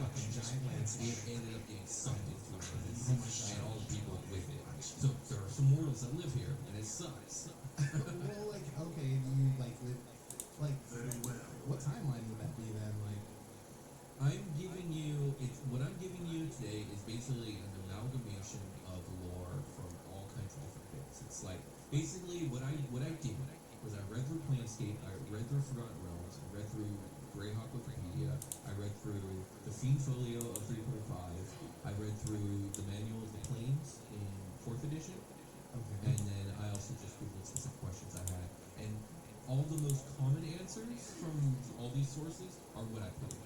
okay. There are variations to a lot of the stuff I'm talking about, but this is like the general. I'm trying to give you the most vanilla version Yeah. of the night. While also getting like a complete picture. Yeah, So exactly. in one of these lores, a city slipped in here. Exactly. Okay, so this is like if you were to like send players through here on whatever timeline you decide. The reason I've included Darkspine as a major location is because it was included in at least 3 of the 5 sources that I used. Okay. So there it is. Cool, because I pictured like, depending on when you go, there won't be anybody there. Yeah, You know, exactly. it's like, Yeah, the timeline's up to you. Yeah. And that's another thing is like, specifically in the Fiend Folio of 3.5, it made a point of talking about like at this point in the lore of D&D, because I think at that point they were still going with because the original classic D&D is set in Greyhawk, right? Yeah. So I think what they were going for is like, well, this is all part of the same storyline as all the way back from original D&D, all the way up to now. So now in 3.5, the timeline has come to this point. Right, okay, so So- when 3.5 came out, that's when it happened. So by the time we're in 5e, they're probably all dead. But they've abandoned this because in 4th edition it moves Greyhawk to its own original D&D setting. And Right. now we've moved to Forgotten Realms as the default. So like Yeah. It's, So but it's available. it is available. Okay, let's move on. So those are some general locations of Avernus. Let's talk about the Archduke. So, Bell. He's the Archduke of Avernus. He's the only Archduke that is not a unique entity. He's actually just a really powerful pit fiend, which is like the highest level a devil can get without turning to like dukedom. He used to be the main general of Tiamat when she was the Archduchess, but he also betrayed her because she was shitty at her job to gain his position. He was chosen by Asmodeus himself because of his immense loyalty to Asmo and his military genius. This dude is a general and a half. He's also an aspiration to other devils because he's the only Archduke that started as a lemur and moved his way all the way up to the ranks, and now he's an Archduke. He's the only one. Everyone else was either an Archduke before the Nine Hells even existed, or was another powerful entity that became an Archduke. Hired externally. Exactly. This dude was promoted from within. Nice. So yeah, He's that good shit. yeah. So he has a pretty good relationship with all the other Archdukes because he is known to stay completely out of the politics. The deal is this: you command the armies, you're gonna have all this power, you have your layer of hell, and you can continue being an awesome general as long as you stay out of all the politics of the other end. And so that's generally what he does. He has the most secure position because of this. Because none of the other 7 have a problem with him, and he has a very great relationship with Asmodeus himself, so he's good. Right on. Solid. You'll find set up. You'll find that this gets a little more tumultuous as we keep going. He's known to be cool at calculating. He's all about business. He is served by 8 pit fiend generals that they call the Dark Eight. So he kind of modeled his lair after the way Asmo has modeled the Empire. He's a company man. Yeah, definitely. He's a company man in a half. I don't do gossip. Yeah. Workplace drama. Yeah. That's not for me. Yeah. I'm here to do I clock in, I Yeah. get to it, I clock out. I never clock out. I clock in, I never clock out. Fun thing about the Dark Eight is that there is this propaganda ongoing that the Dark Eight are these immortal pit fiends that never lose battles. But the reality is, the Dark Eight, the pit fiends that make up this conglomerate, they do die from time to time in through some wars. Sure. But what they do is they'll get a pit fiend, they'll transform them, they'll look like the pit fiend that died, and then they'll pass them off as the pit fiend. And this is like a morality booster. Like, look at our leaders that never die. Yeah. I mean, they do what they're told. Yeah, exactly. Alright, but that's it for layer number 1. You ready to move on? I'm ready. Alright, second layer. I'm picturing us in a golf cart. And Yeah, you're giving me a corporate tour. This is Avernus on your right. If you look on your left, there's the maggot pit. Yeah, look at these rivers of lava. Real good. They've been here for thousands of years. Okay, second layer. Second layer of Baitor is a plane called, it's layer called Dis. Okay. It is a plane made up of essentially one entire city made of iron. Okay. The city of Dis. It is an infinite city with tall iron buildings, and there's a maze of iron ramparts, ramshackle alleys, and paradoxical designs. The city is kind of always changing, it's always under construction, so it's impossible to map. That's really cool. And also, the iron emits an unbearable heat and glows red. Ooh, nice. It's like the super anti-failing. Yeah, very, very much so. Yeah. It just instantly evaporates. It is more friendly to outer planar entities than probably any other layer. It attracts people here to do trading stuff, and it kind of traps them here. This place is a little weird. We'll get into it. Okay. So some major locations of the Iron City of Dis is the Iron Tower itself. It's the citadel of Dispater. He's the Archduke here. It's an iron palace that changes with Dispater's will, so it never looks the same. Okay. And it lies at the center of the city, but because of the weird spatial magic going on here, no matter what direction you look in, the tower is always in your vision. Like, let's say you're on top of a building and you're looking to the west, you can see the tower. If you look to the east, you can see the tower. Like, it's always like only a couple blocks away, and always in your sight. That's weird. So if I turn completely around from it, it's still in my vision somewhere? Yeah, something like that. There's a big ass mirror on the other side of this plane, and you're gonna see its reflection in it. And here's the thing, it's always a couple blocks away, and if you try and get to it, it will always remain. Sure. It's just weird, paradoxical stuff. Okay, okay. I mean, I really like it. Dispater the idea- likes it. I really like the idea of a party. Your party goes into this lair, and it's this one way. They leave, they come back. maybe they go in and they have to come back out and nine helps, right? Maybe it's that kind of deal. Yeah. And the second time they come here, it's just completely different than the first time they came. Oh, It's yeah. always changing. Yeah. It's so cool. That's really. I'm picturing that art. Do you know Picasso? It's from that era, Freudian kind of era, where like there's all those stairs and they lead to like different like stairs somewhere else. Like I'm picturing Bugs Bunny like walking down a staircase at the bottom of the frame, and then like he comes out of a staircase that's like upside down at the top of the frame, and then he walks through like It's a not hallway and quite- comes out in the middle of the frame somewhere. It's not quite on that level, but Okay. I know what you're talking about. Yeah. That's more of a faith. Oh, okay. But there are some small similarities here. Okay, so there is a great prison here in the city called Mentiri. Now, this is a place. This is a fucking place. This is a place where they imprison mortals that are not of an evil alignment. And they also Mentiri has two separate wings, if you will. One wing is for mortals that are not of an evil alignment. The other is for souls that have been captured that are not of an evil alignment. Okay. Two different things. So they like to attract people here, including like paladins of good, and trap them here. What they do is they put them in this prison because they can't. If they kill them, they can't claim the soul because the soul has to be wicked. If Right. the soul is wicked, they can turn it into a lure, but they can't turn these not wicked people into lures. So what they do, They can watch training videos. no, they put all these people in an environment where, and they limit the resources, so they kind of create this environment that corrupts people. And Yeah. once a person is corrupted enough, they kill them. Right. And they And then claim they the can soul. capture the soul. So it's their version of corporate training videos. Pretty much. And for those souls that don't get corrupted, they keep those souls corralled in a different section of the prison for training and for other things. So they hold them ransom to big gods and stuff like That's that. cool. Yeah. So Literally that, like Dark Souls where we like your currency. Flitting Oh, between I know. dreams. I think I'm sorry if I thought I Maybe you anyway. like yeah, but and just get lucky. Shit. No, it's not what it looks like. I swear.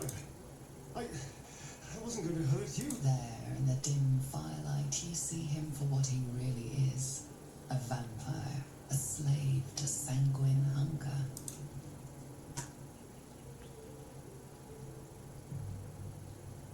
I've never killed anyone. I feed on animals, bulls. It's not enough. If I just had a little blood. A strange sensation courses through you, and your companion's mind unfolds, secrets half revealed. You focus on the source of the power, but it is quiet and still. It needs. No. I needed you to trust me. And you can. Because we don't have a choice. Not if we're going to save ourselves. I need you alive. Please. Only be a taste. I swear. I'll be well. You'll be fine. And everything can go back to normal. No. I'll go and find some ceremony.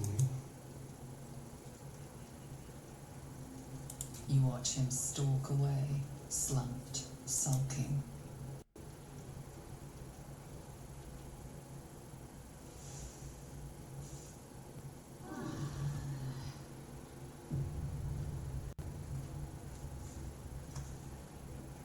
Starfleet is, of course, Asmodeus. They're part of the first 150 Pokemon.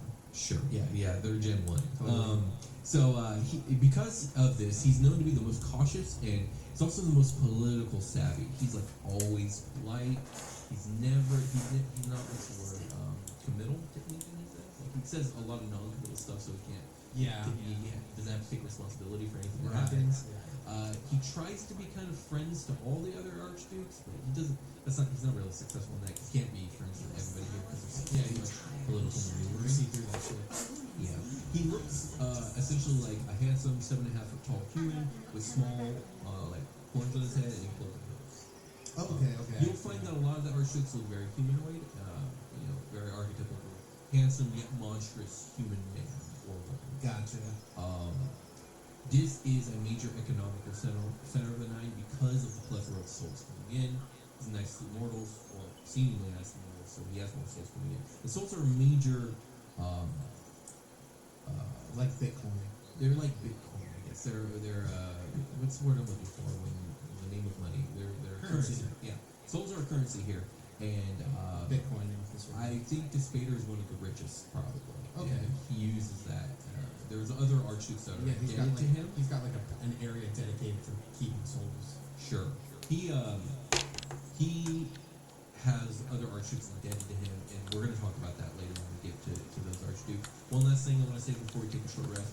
This is known to never, or Despader is known to never leave his iron power, except for in one circumstance, because he can't be killed here.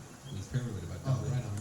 The one time he leaves is when he's demanded to by Asmodeus for a meeting with the archdukes, which happens every couple seconds. Okay. That being said, let's take a short rest. Let's do it.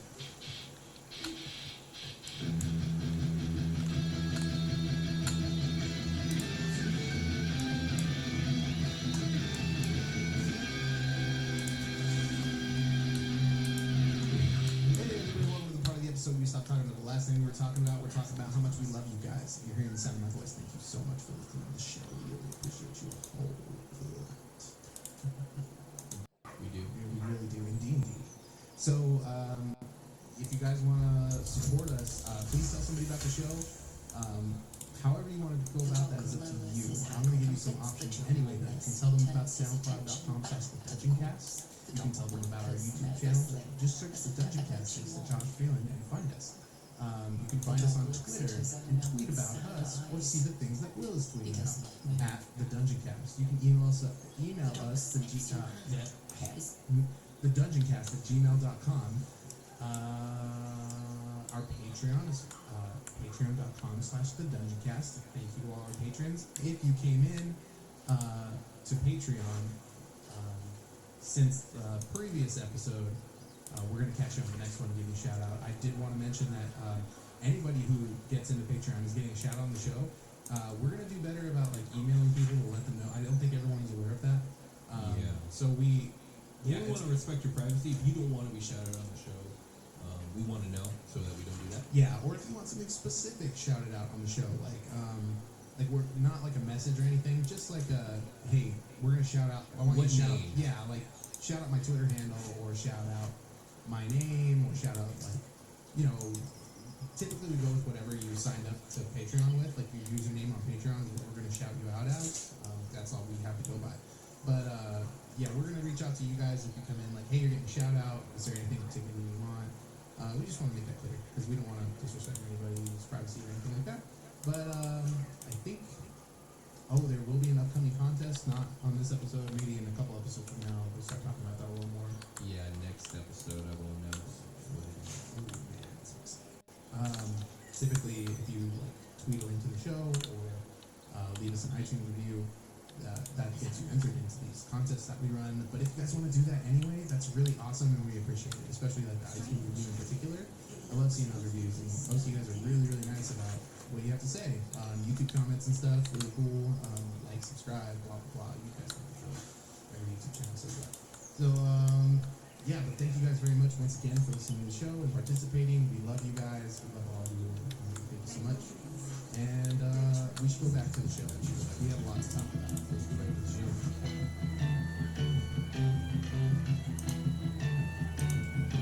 Hell number 3. Indeed, we made it to the third layer, Brian. Oh, man. So let's talk about it. Still alive. Still alive. The third layer of Beator is known as layer Minoros. Or Minoros. Minotaurs? Like Minotaur, almost like. Oh, is it like that Greek story where it's like the layer of Minotaurs? No. No?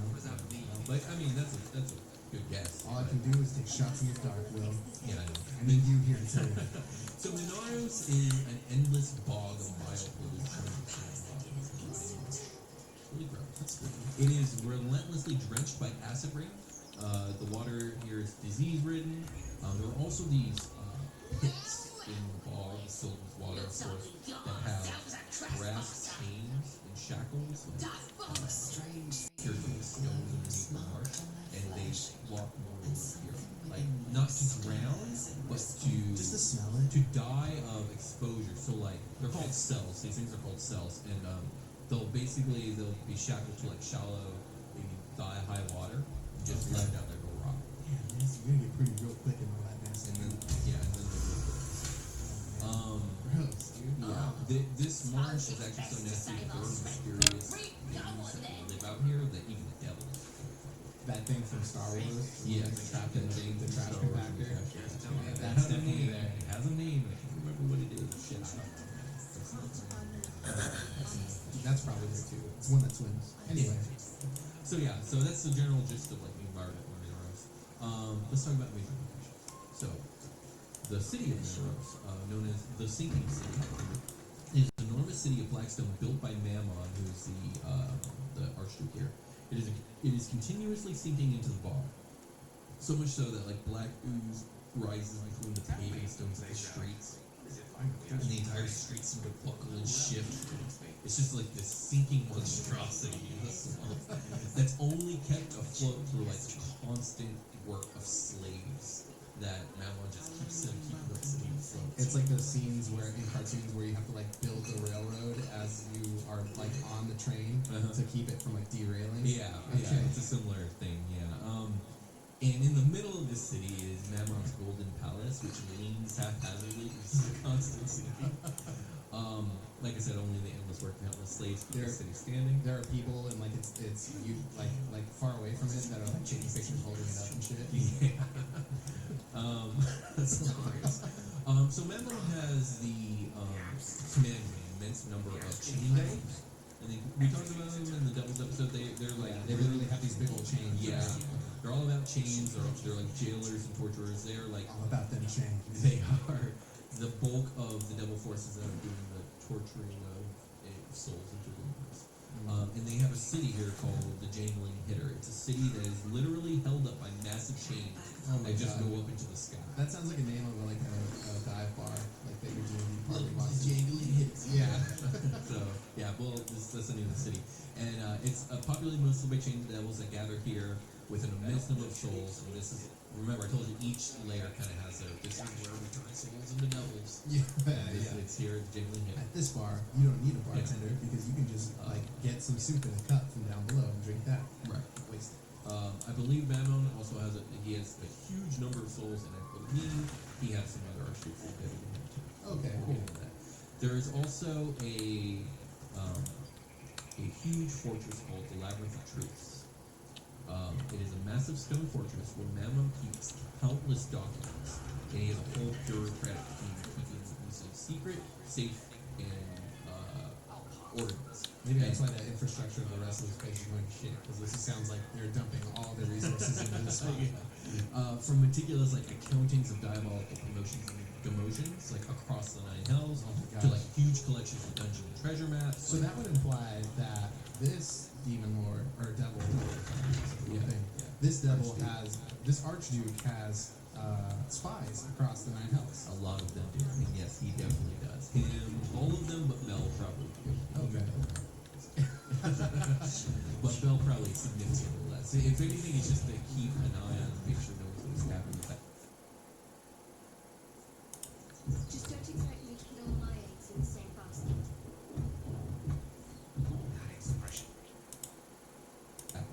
He's just got spies to keep eyes on spies. Basically. There we go. So yeah, those are three major locations here in Mineros. Let's talk about the Archduke. Mammon, the Archduke of Mineros, is also known as the King of Greece. He's like a giant serpent with a humanoid body, covered in spines. Giant serpent with a humanoid body. He's kind of like a Gorgon. Okay, you know, like Medusa, where she like giant snake body but humanoid torso. Okay, so a centaur. Kind of, yeah, I guess. a snake tar. Yeah. Oh, okay, we went two different places with that. Okay. Let's continue. We can't have the long centaur talk like we did a couple of episodes ago. No. He's noted as one of the least trustworthy of the archdukes because of his duplicity. Okay. He basically will like smile in your face and talk shit behind your back. He's also known for shameless fawning over Asmodeus.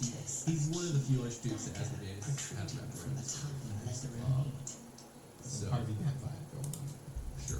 He's incredibly greedy and lustful, as his title would imply, and the only reason he's still in power is because of his favor with Asmodeus and his incredibly shitty location that's really hard to like invade. It's hard for other archdukes to take over when you have a giant fucking swamp in your way. Yeah, and you can't even like walk down the street without sliding. Yeah. So any questions about Mammon, about Mineros, about the swamp? No? It's gross. Alright, The whole thing is gross. Moving on to a much more cliche layer. Going to the fourth layer of Beator, Phlegethos. It is a fiery wasteland with active volcanoes, gouting fires, and burning sand. The sky here It's my is favorite kind of sand. the sky here is a starless black void, and it rains fire here. Some major locations in Phlegethos. Every fireball spell that misses actually just like teleports to this place. Just like, Sure. One of the things about the fire in this place it is actively malicious, and because devils are immune to fire, if there's something here that isn't a devil and immune to fire, fire will be attracted to that entity. okay. To burn them. Yeah. Well, yes. Okay, of course. Why not? So they have a huge magma lake called the Lake of Fire here. It's an enormous lake of burning pitch and refuse with gouting geysers of fire and whatnot. And it is okay. So it's got two uses. The number one use is actually used to punish and torture disobedient devils because despite their immunity to fire, this fire specifically burns those with immunity to fire worse. It is still very hot. Yeah, it's still very hot. So what they'll do is they'll like get the disobedient devil into like a cage and hang over a gout of fire and leave him there for a few years. Ooh, a few years. Nice. So there that is. There's also this weird cultural thing where like devils to kind of show how tough they are will like get into a cage and they'll like bribe the guards of the Lake of Fire until they take them out after a certain amount of time. But there's a double-edged sword here. Is other devils can bribe those same guards to leave them in there for a couple more years. Okay, I thought you were gonna be like, so to show their strength, they gotta go down there and like dare you to drink some. No, they just say put me in the cage. I can take it. Kind of deal. Do it. Yeah, so it's really weird, and stupid. Watch me live in this cage. Yeah, and and the other major location here is a city called it's hard to pronounce, but I think it's called Ambermock. Yeah, and it is a city with like lava for streets, and it's got like kind of like these islands and it's all surrounded by lava. It's most notable for its diabolical courts, which serve as a neutral party for like court disputes between like things from like things within layer get solved very easily because of a strict hierarchy. But if someone from Phlegethos and someone from Dis are having a serious problem and the hierarchy isn't straightforward, they would come to the diabolical courts here at Ambermock. Fucking standard TV course, fucking Judge Judy. Yes, so there it is. So they're a neutral party. There it is. Okay, let's talk about the most interesting thing about Phlegethos, and that's the Archduke situation. Because there is an Archduchess, but her name is Lady Fiona. She's really cool, and her father. It sounds like she's really hot. She is. She's like a pleasure succubus. Oh, I would know. Okay. Yeah, And then hot isn't actually hot. Yeah, well, I imagine both. So, anyways, Lady Fiona is technically the Archduchess, but her father Belial is the actual power behind the throne. Belial, and from Diablo, right? And I believe that's another actual. Yes, an actual. So they're like the Archdukes of Phlegethos. Now, they're both incredibly attractive physically, humanoid, and they're both essentially like they're not like quite succubi, but they're essentially like pleasure devils. Sure. And they have a really extremely questionable partnership as father and daughter. It's not explicitly stated, but it's heavily alluded to. He's basically taught her everything she knows about being a ruler, about being a sex demon or devil, about being manipulative. He's basically been grooming her for this. He seems to actually. What is he talking about? Which is unusual for devildom because, how do I? They're all vying for power. They're all so vying why for would power. he try to like prune someone? Now there is a selfish reason for this, and that it removes him from responsibility. So if she gets dethroned, he's safe.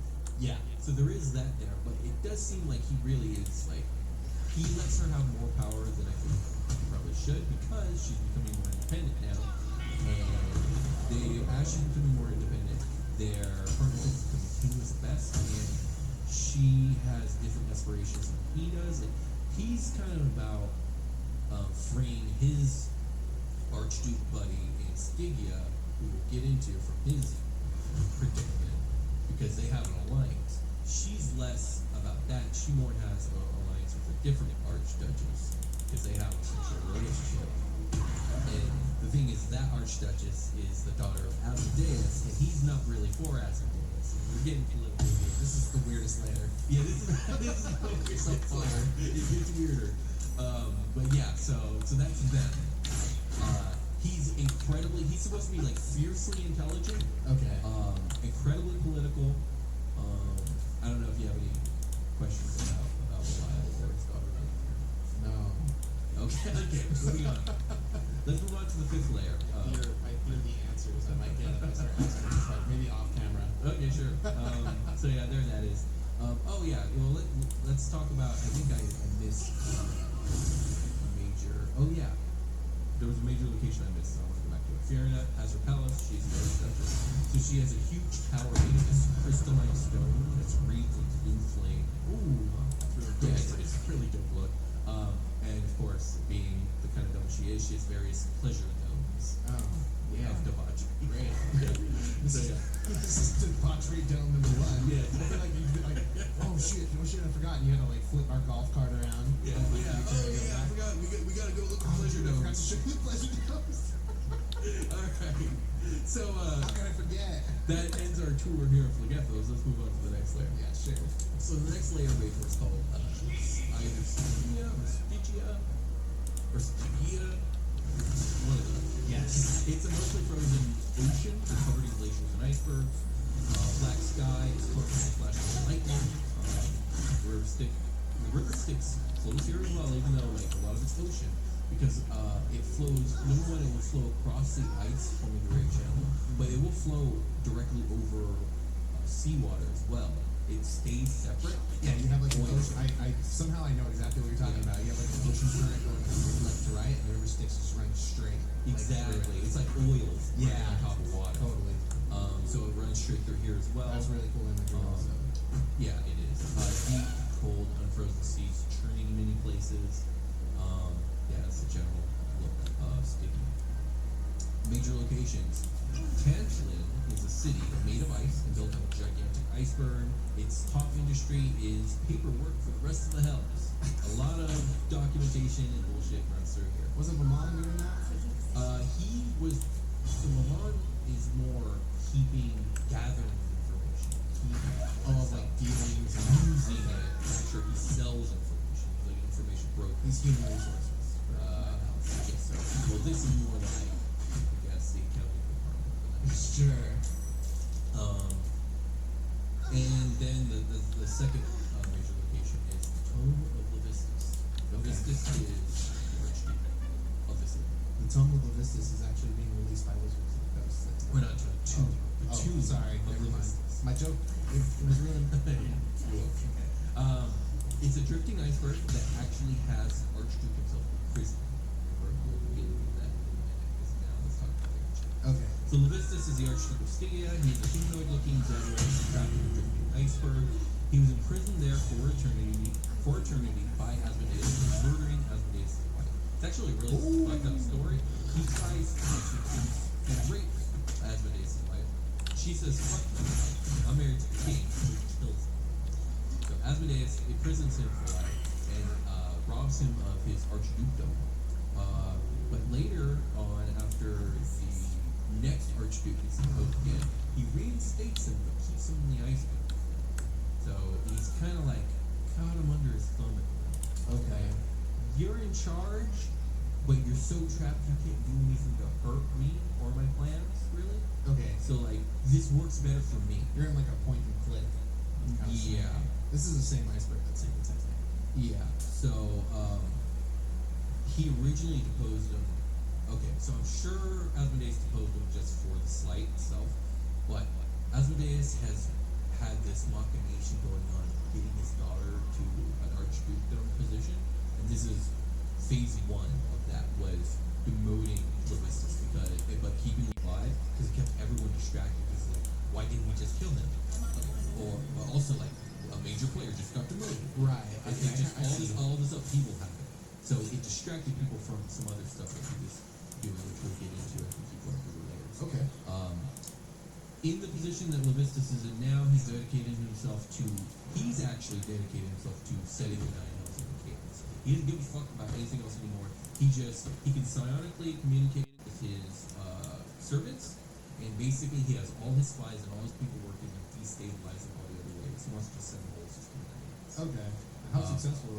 Probably not very, but Bell from Phlegethos is trying to get his boy Locusts out of that iceberg. Oh. They have an alliance. Okay. And that's what I mean by Fiona and Bell kind of parting ways, because Fiona has a relationship with the daughter of Asmodeus.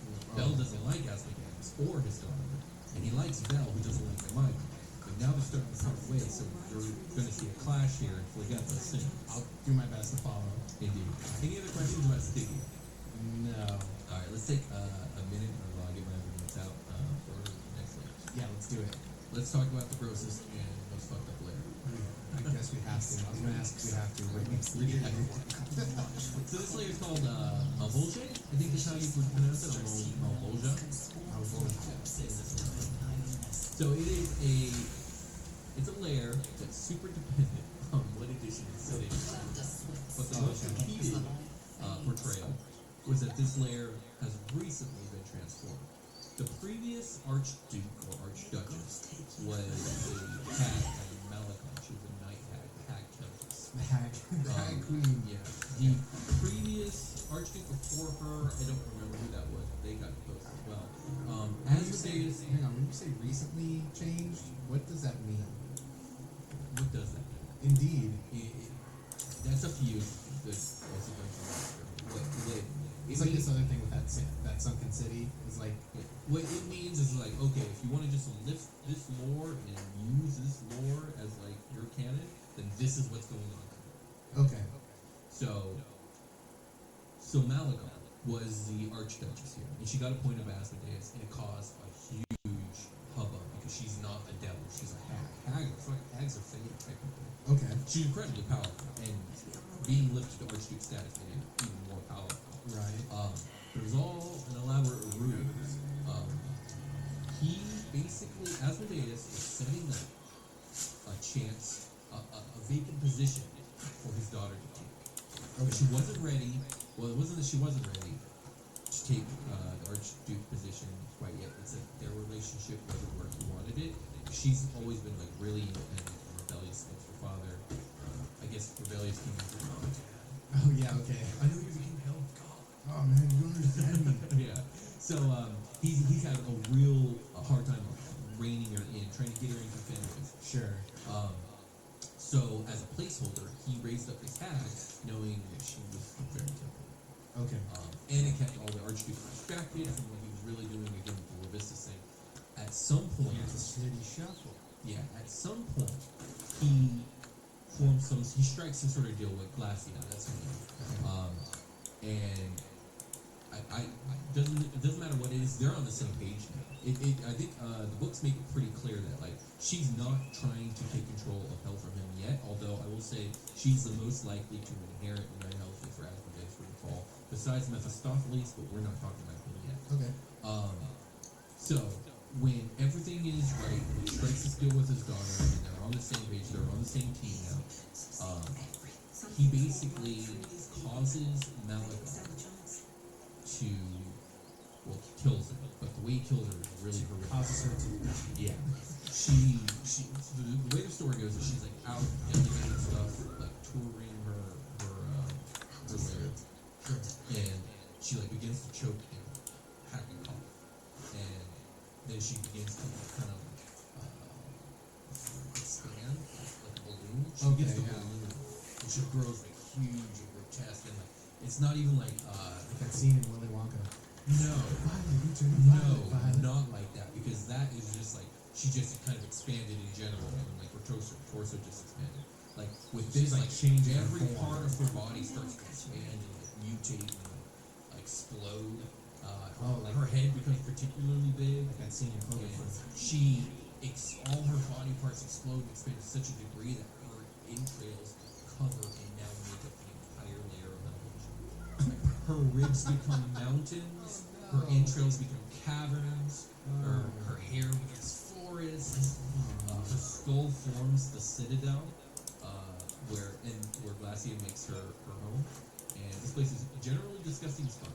It's just viscera and organ everywhere. This is trash for us from last episode, but for real. And it supposedly after this explosion happens, Glacia comes floating in on like a golden what do they call it? Where, like the servants carry like the king on. Oh shit. Palancar, is that what it's called? Power something. Palanquin.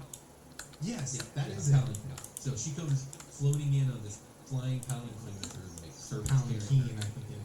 Is that it? Yeah. Palanquin? Whatever. One of those. That thing. It's made of gold, and she's like luxuriously laying there. By the way, she's like a beautiful looking, like succubi looking devil.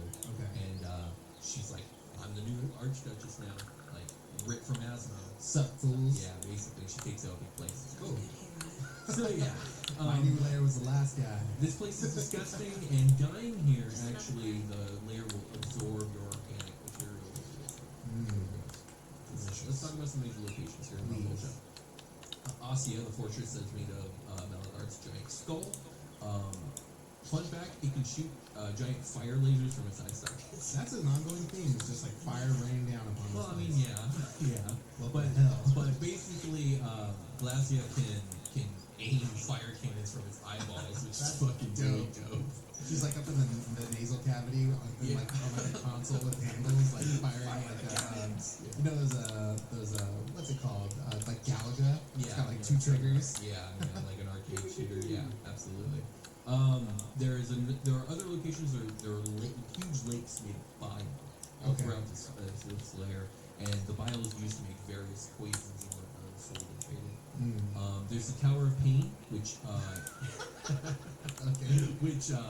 so when Malagard exploded and died all over the layer, the bones from one of her hands formed like this huge bony structure, towers, and Glacia transformed the first finger into the Tower of Pain.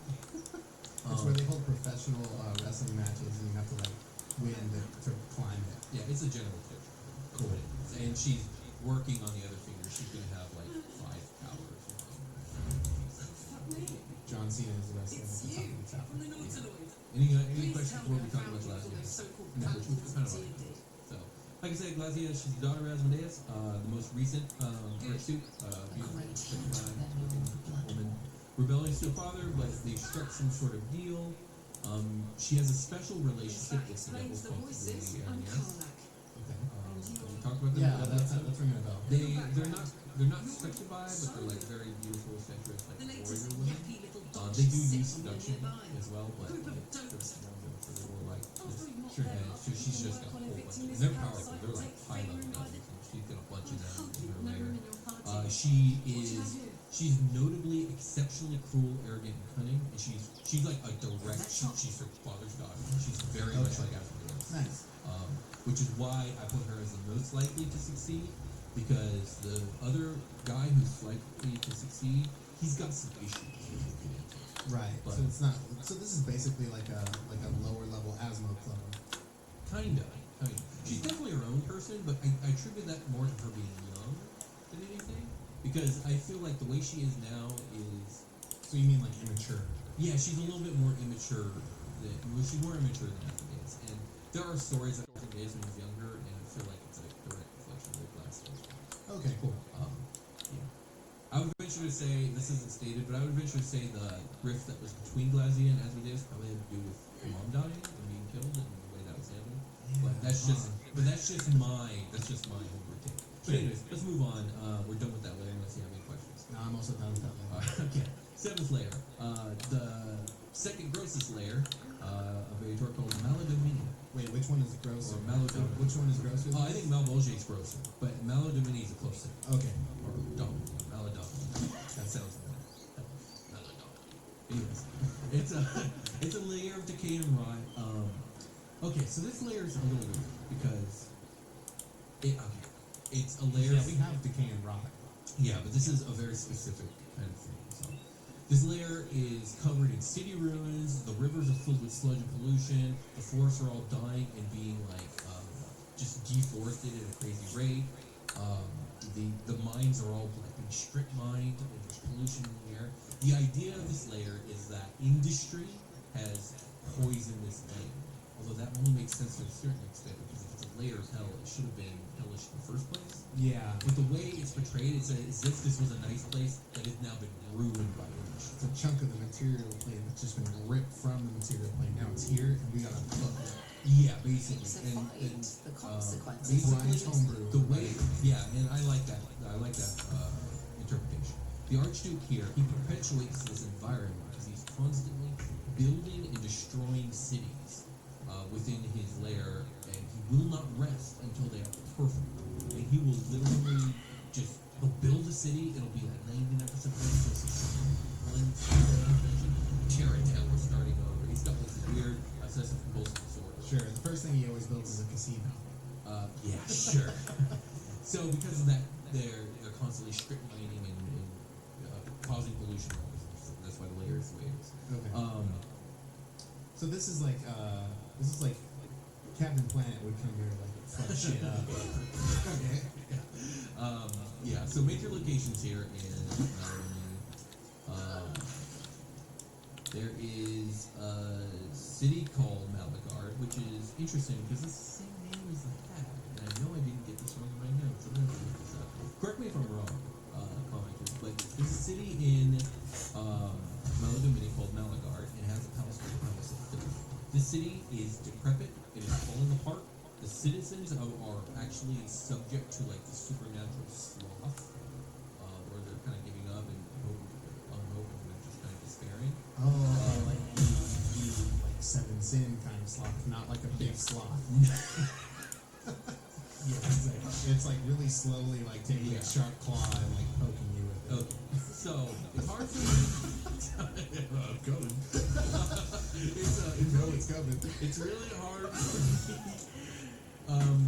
No, it's fine. It's really hard for me to talk about the city and the slothfulness without going into the Archduke. So let's just go into the Archduke and then we'll come back to the region. So the Archduke of Big sloth. No. The Archduke of Maladomini his name is Beelzebub, and he is the Lord of Flies. He used to be one of Asmodeus's favorites. Okay. Until he attempted a coup to take over. But he was thwarted by Mephistopheles. We'll talk more about that when we get to the next layer. But in return for his betrayal, Asmodeus turned him into a giant slug monstrosity. And on top of it, turned his whole palace into like this. It's literally. Did we talk about this in Devil's episode as well? We might have talked about a big little slug. bit. We might have talked about a teeny bit. Essentially, this palace is literally made out of shit. I mean, like literally made out of shit. And it is at the center of this city, and it's constantly falling. Well, yeah. He, as this giant slug monster, he's the sloth. It's just like aggressively disgusting. Yeah. Yes. That being said, there's other locations in this layer that are nothing like this. I would refer. Let's talk about the Carnival of Turn. Okay. Which is like this giant debaucherous city where devils are rewarded. Like if you turn in X number of amount of souls, you get a day in Carnival as a land. Here's your wristband. Yeah, Make sure you turn left at the Palace of Shit. I know, not right. I know if you turn in enough at once, like you get a century. Go Yeah. You get an extra ride on the roller coaster. Yeah, that's just in the middle of this weird fucked up place. Okay, this one I found the most interesting. I think this is probably the most interesting to me in concept of any other location we're going to talk about. It's a city called Lothalia, and it is a city that is made up of fake designs of the mortal world. So, the concept is this. Lemurs used to be mortals, but they don't remember their lives and they no longer have those personalities. They're essentially different people. They don't remember what it's like to be mortal. So, in order to have better effect when it comes to going to the world of mortals and corrupting souls, they need to understand them. So, devils come here to study. What it's done here is like they'll take like a kingdom from the mortal world and they'll make a living model. Devils will like have to interact with it and like try and learn to blend in. It's like whole school learning how to infiltrate. So mortal here's where they're walking training. Exactly. This is where that's done. And I just thought that was fascinating. See, mortals don't like it when you steal their stuff. So make sure that you keep your hands to yourself. So yeah, that's pretty much all we have for Maladomini. of cool things going on here, except for that poop palace. Yeah, except for the Welcome to my poop palace. No need to go to the bathroom here. We don't have bathrooms in the poop palace. Okay. It is the bathroom. Let's move on. Yeah, okay. Okay. Next, let's talk about the 8th layer base layer. It's called Okay. Cania. Cania. No, Cania. Cania. Cania. Cania. Cania. Cania something. Anyway, it's an unimaginable cold wasteland that freezes living things to death in many minutes. Giant glaciers, enormous mountains make the landscape. Okay, so this is the second cold layer. Yeah, except for the first one was like a frozen ocean. This Right. is just a frozen wasteland. It's supposedly so cold it makes Stygia seem balmy. By Okay. comparison. It's so cold it feels hot. Yeah. Liquid nitrogen cold. There we go. So the thing, okay, let's pause it for a moment. So I should have said this. Beator, the creation myth behind it, there's two conflicting things. One, it said that Asmodeus chose this place. It was a place the gods made and then abandoned. Okay. And so it was basically empty.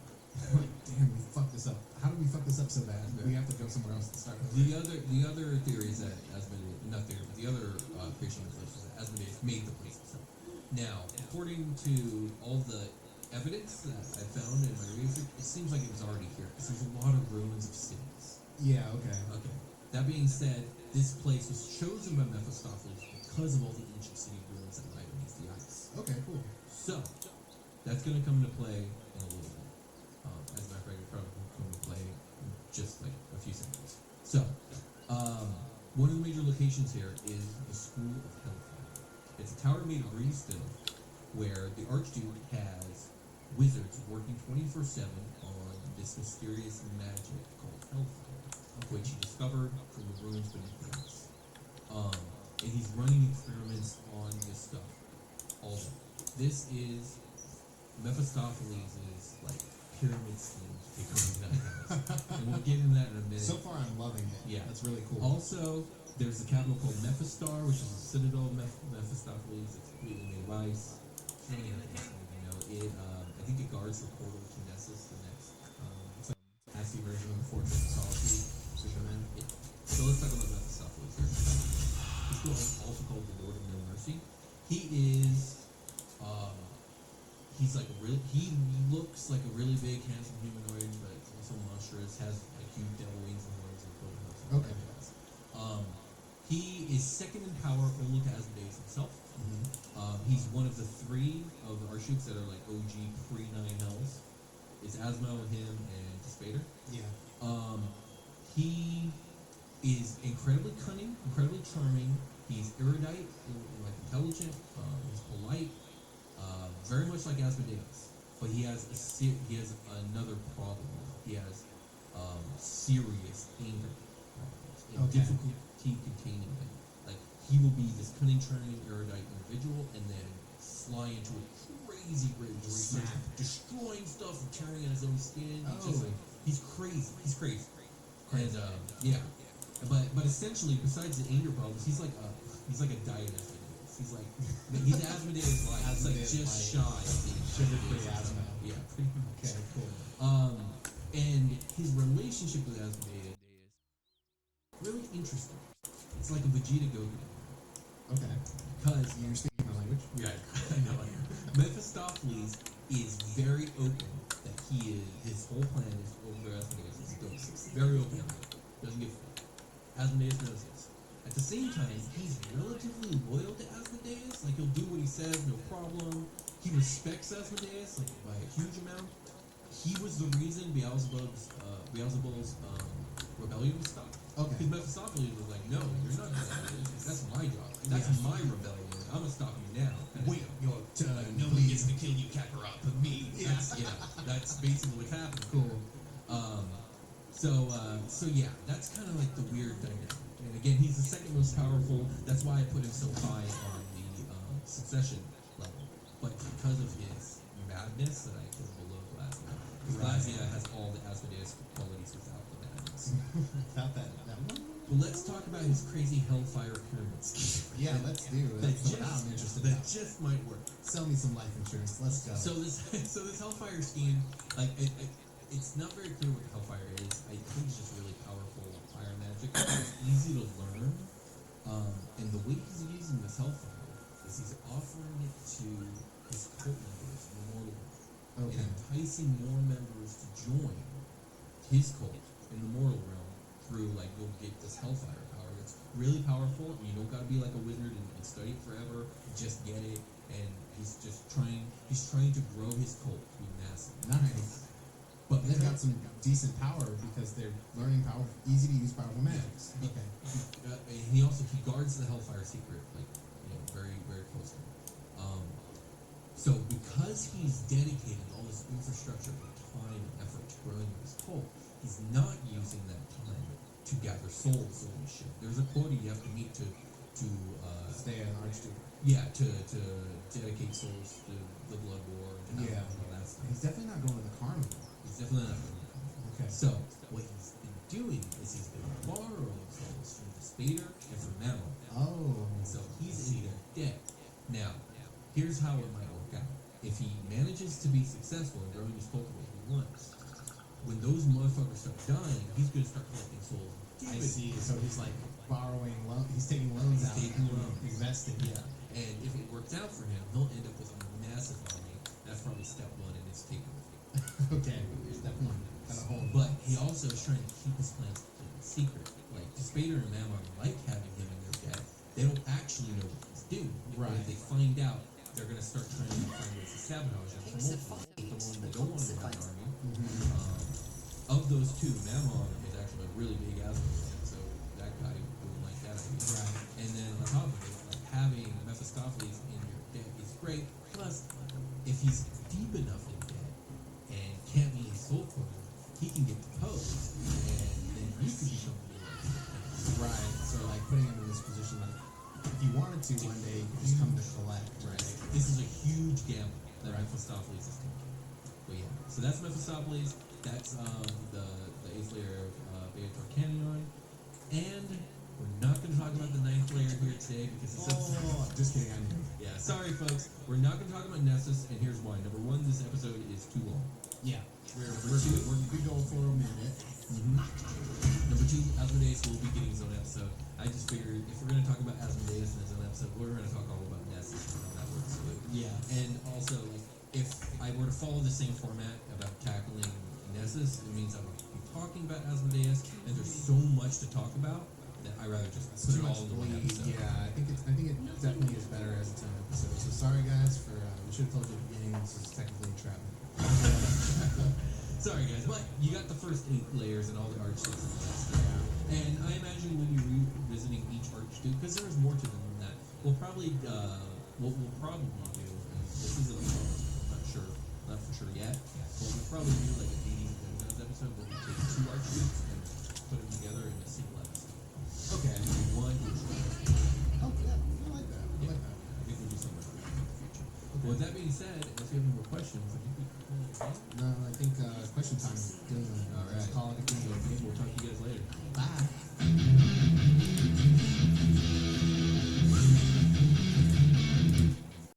Alright, go ahead and roll for perception. I got a 13. Yeah, that's pretty good. With that, you can tell there's some fantasy situations going on. You hear some adult language. With that, you can tell this podcast probably isn't for kids. Hey everybody, and welcome to the Dungeon Cast. I'm Will. And I'm Brian. This is the podcast where we talk about everything Dungeons and Dragons, from Titanic to Rasks to Timid Tinkers. And today, we're talking about tieflings.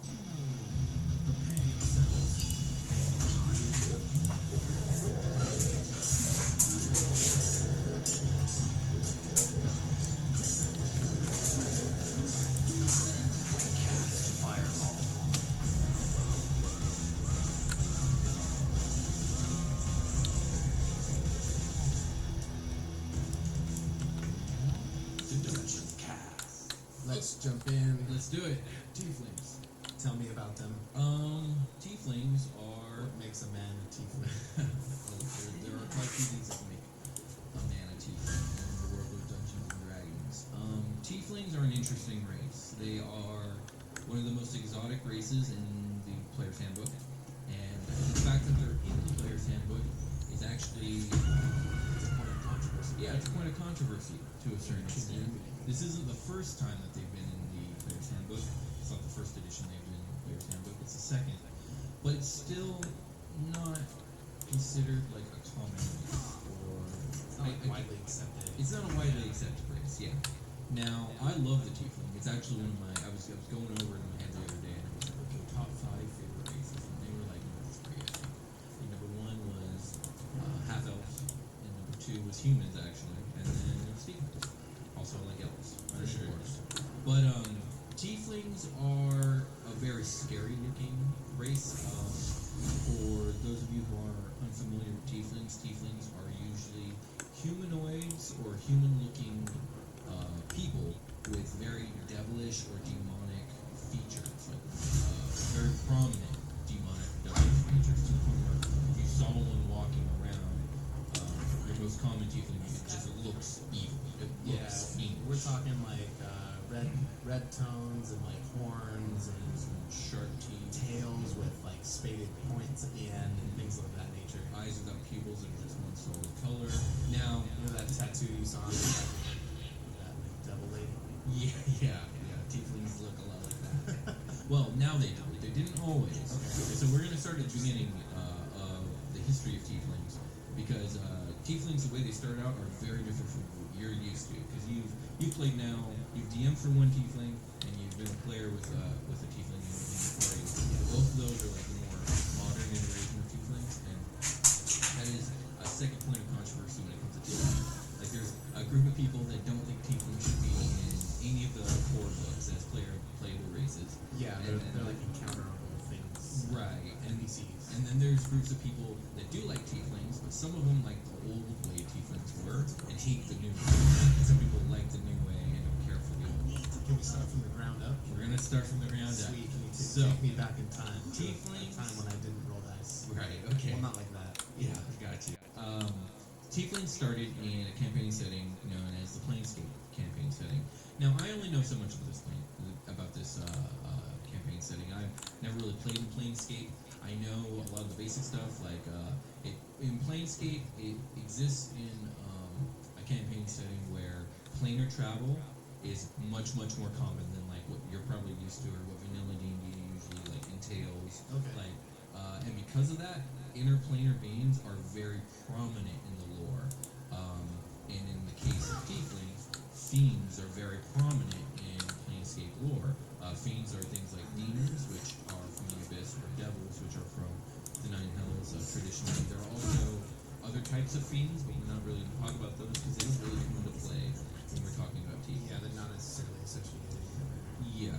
In the original setting of Planescape, where tieflings arose, if you were a tiefling, what it meant was that at some point in your ancestry, someone interbreeded with a fiend of some sort. A tiefling isn't to be confused with like a half fiend or like a half demon or half devil, different creatures. But at some point, fiendish blood got into the blood, and sporadically, randomly, shows itself. Like, you might be a tiefling born from like nothing but humans for the last 5 generations, and it just showed up. That's similar to like Dragonborn in a way, I guess. Kind of how like they're integrated from like a dragon.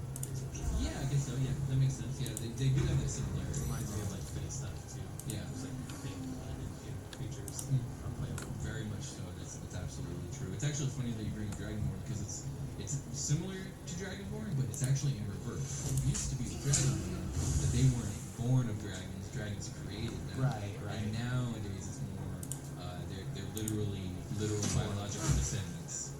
And tieflings started off as biological descendants, and now they're something kind of different. But we'll get there. So the way that these tieflings would show their heritage was really random. There was no uniformity to being a tiefling, because it all depended on like what your ancestor was. Like, were they a demon or were they a devil? Because those are very different things. And there's different kinds of each of those. I know for the common person that probably doesn't like you can't like really separate the two. Right. Like, I have a little trouble, but like I've seen that. Right. Yeah. I know that. Yeah. They're very different. I actually look forward to those episodes because there's a lot of rich lore there to talk about. But random, usually horrific type things that would. Tieflings are generally scary. Yeah. And so like these old school tieflings, like some of them would just have random extra fingers or like cloven hoods. Like everything would be normal, but the hood blazing and people would be Tieflings would snap with their fingers. Yeah. Well, yeah. yeah, I feel like tieflings back in the day used to be really gross looking, really like just horrific. Kind of mutant-esque. Kind of mutant-esque, yeah, exactly. That's it. Strange colored eyes, stuff like that. Another thing that tieflings still have to this day, although not really usually see it like expressed in game terms, is usually a tiefling will have like one or two types of auras. It's like either an aura of evil. You're talking about physical. No, I just mean like a feeling, like tiefling. A vibe. Exactly, an energy or vibe, and like tieflings were said to give off a vibe that made you feel inherently very uncomfortable. You would feel evil in the room. D'Artagnan makes them uncomfortable. Well, D'Artagnan would say but and then or it would be almost the opposite, where they would give off a very seductive or alluring vibe, and that's because succubi and incubi are very prominent themes, and they used to be. I think they used to be like neutral themes, like they were neither devil nor demon, and then they became more inherently like devilish. And now they're kind of back to being kind of devilish, but also they can technically be between the two. But that's neither here nor there. So these original tieflings were like basically biological mutants because of demonic or devilish contamination of bloodlines. Yeah, they're radioactive. Yes, they're radioactive freaks, if you will. I'm not gonna say what I was gonna say. Oh, okay. What were you? Okay, we'll talk about it after the It'll show. violate some kind of.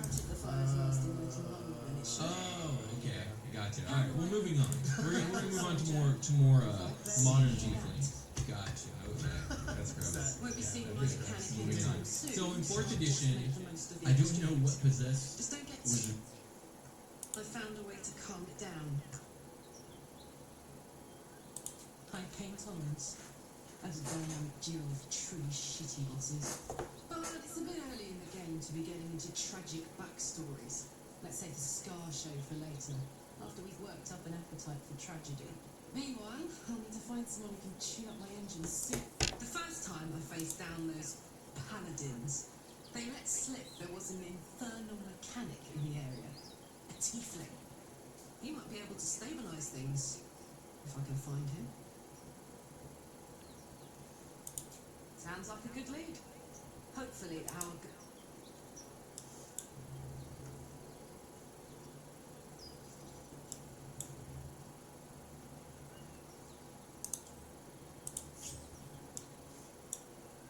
What's next?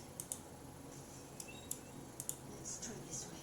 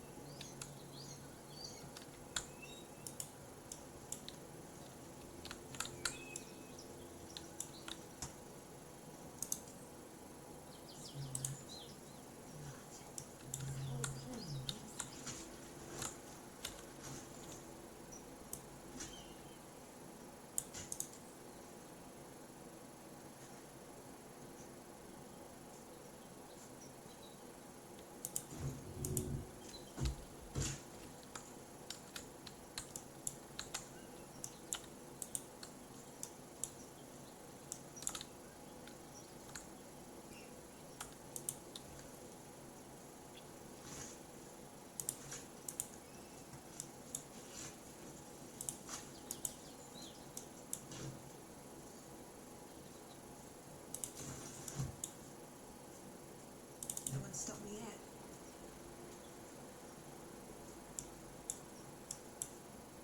What's inside? I know that look. It's just something I have to live with.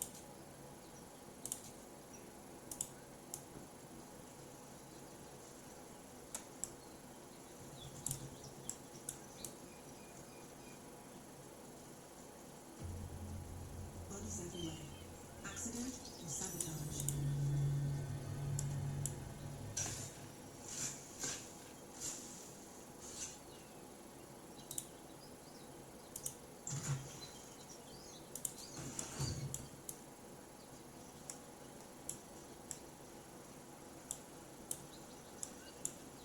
What path lies before me?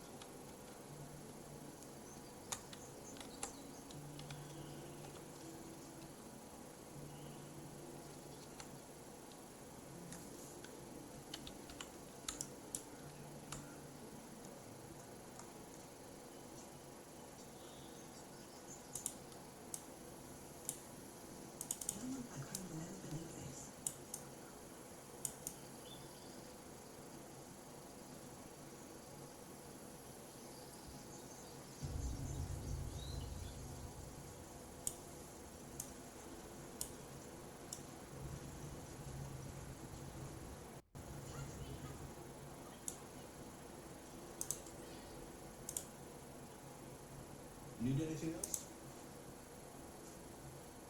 Of course. But please, remember, you're not the only one in need.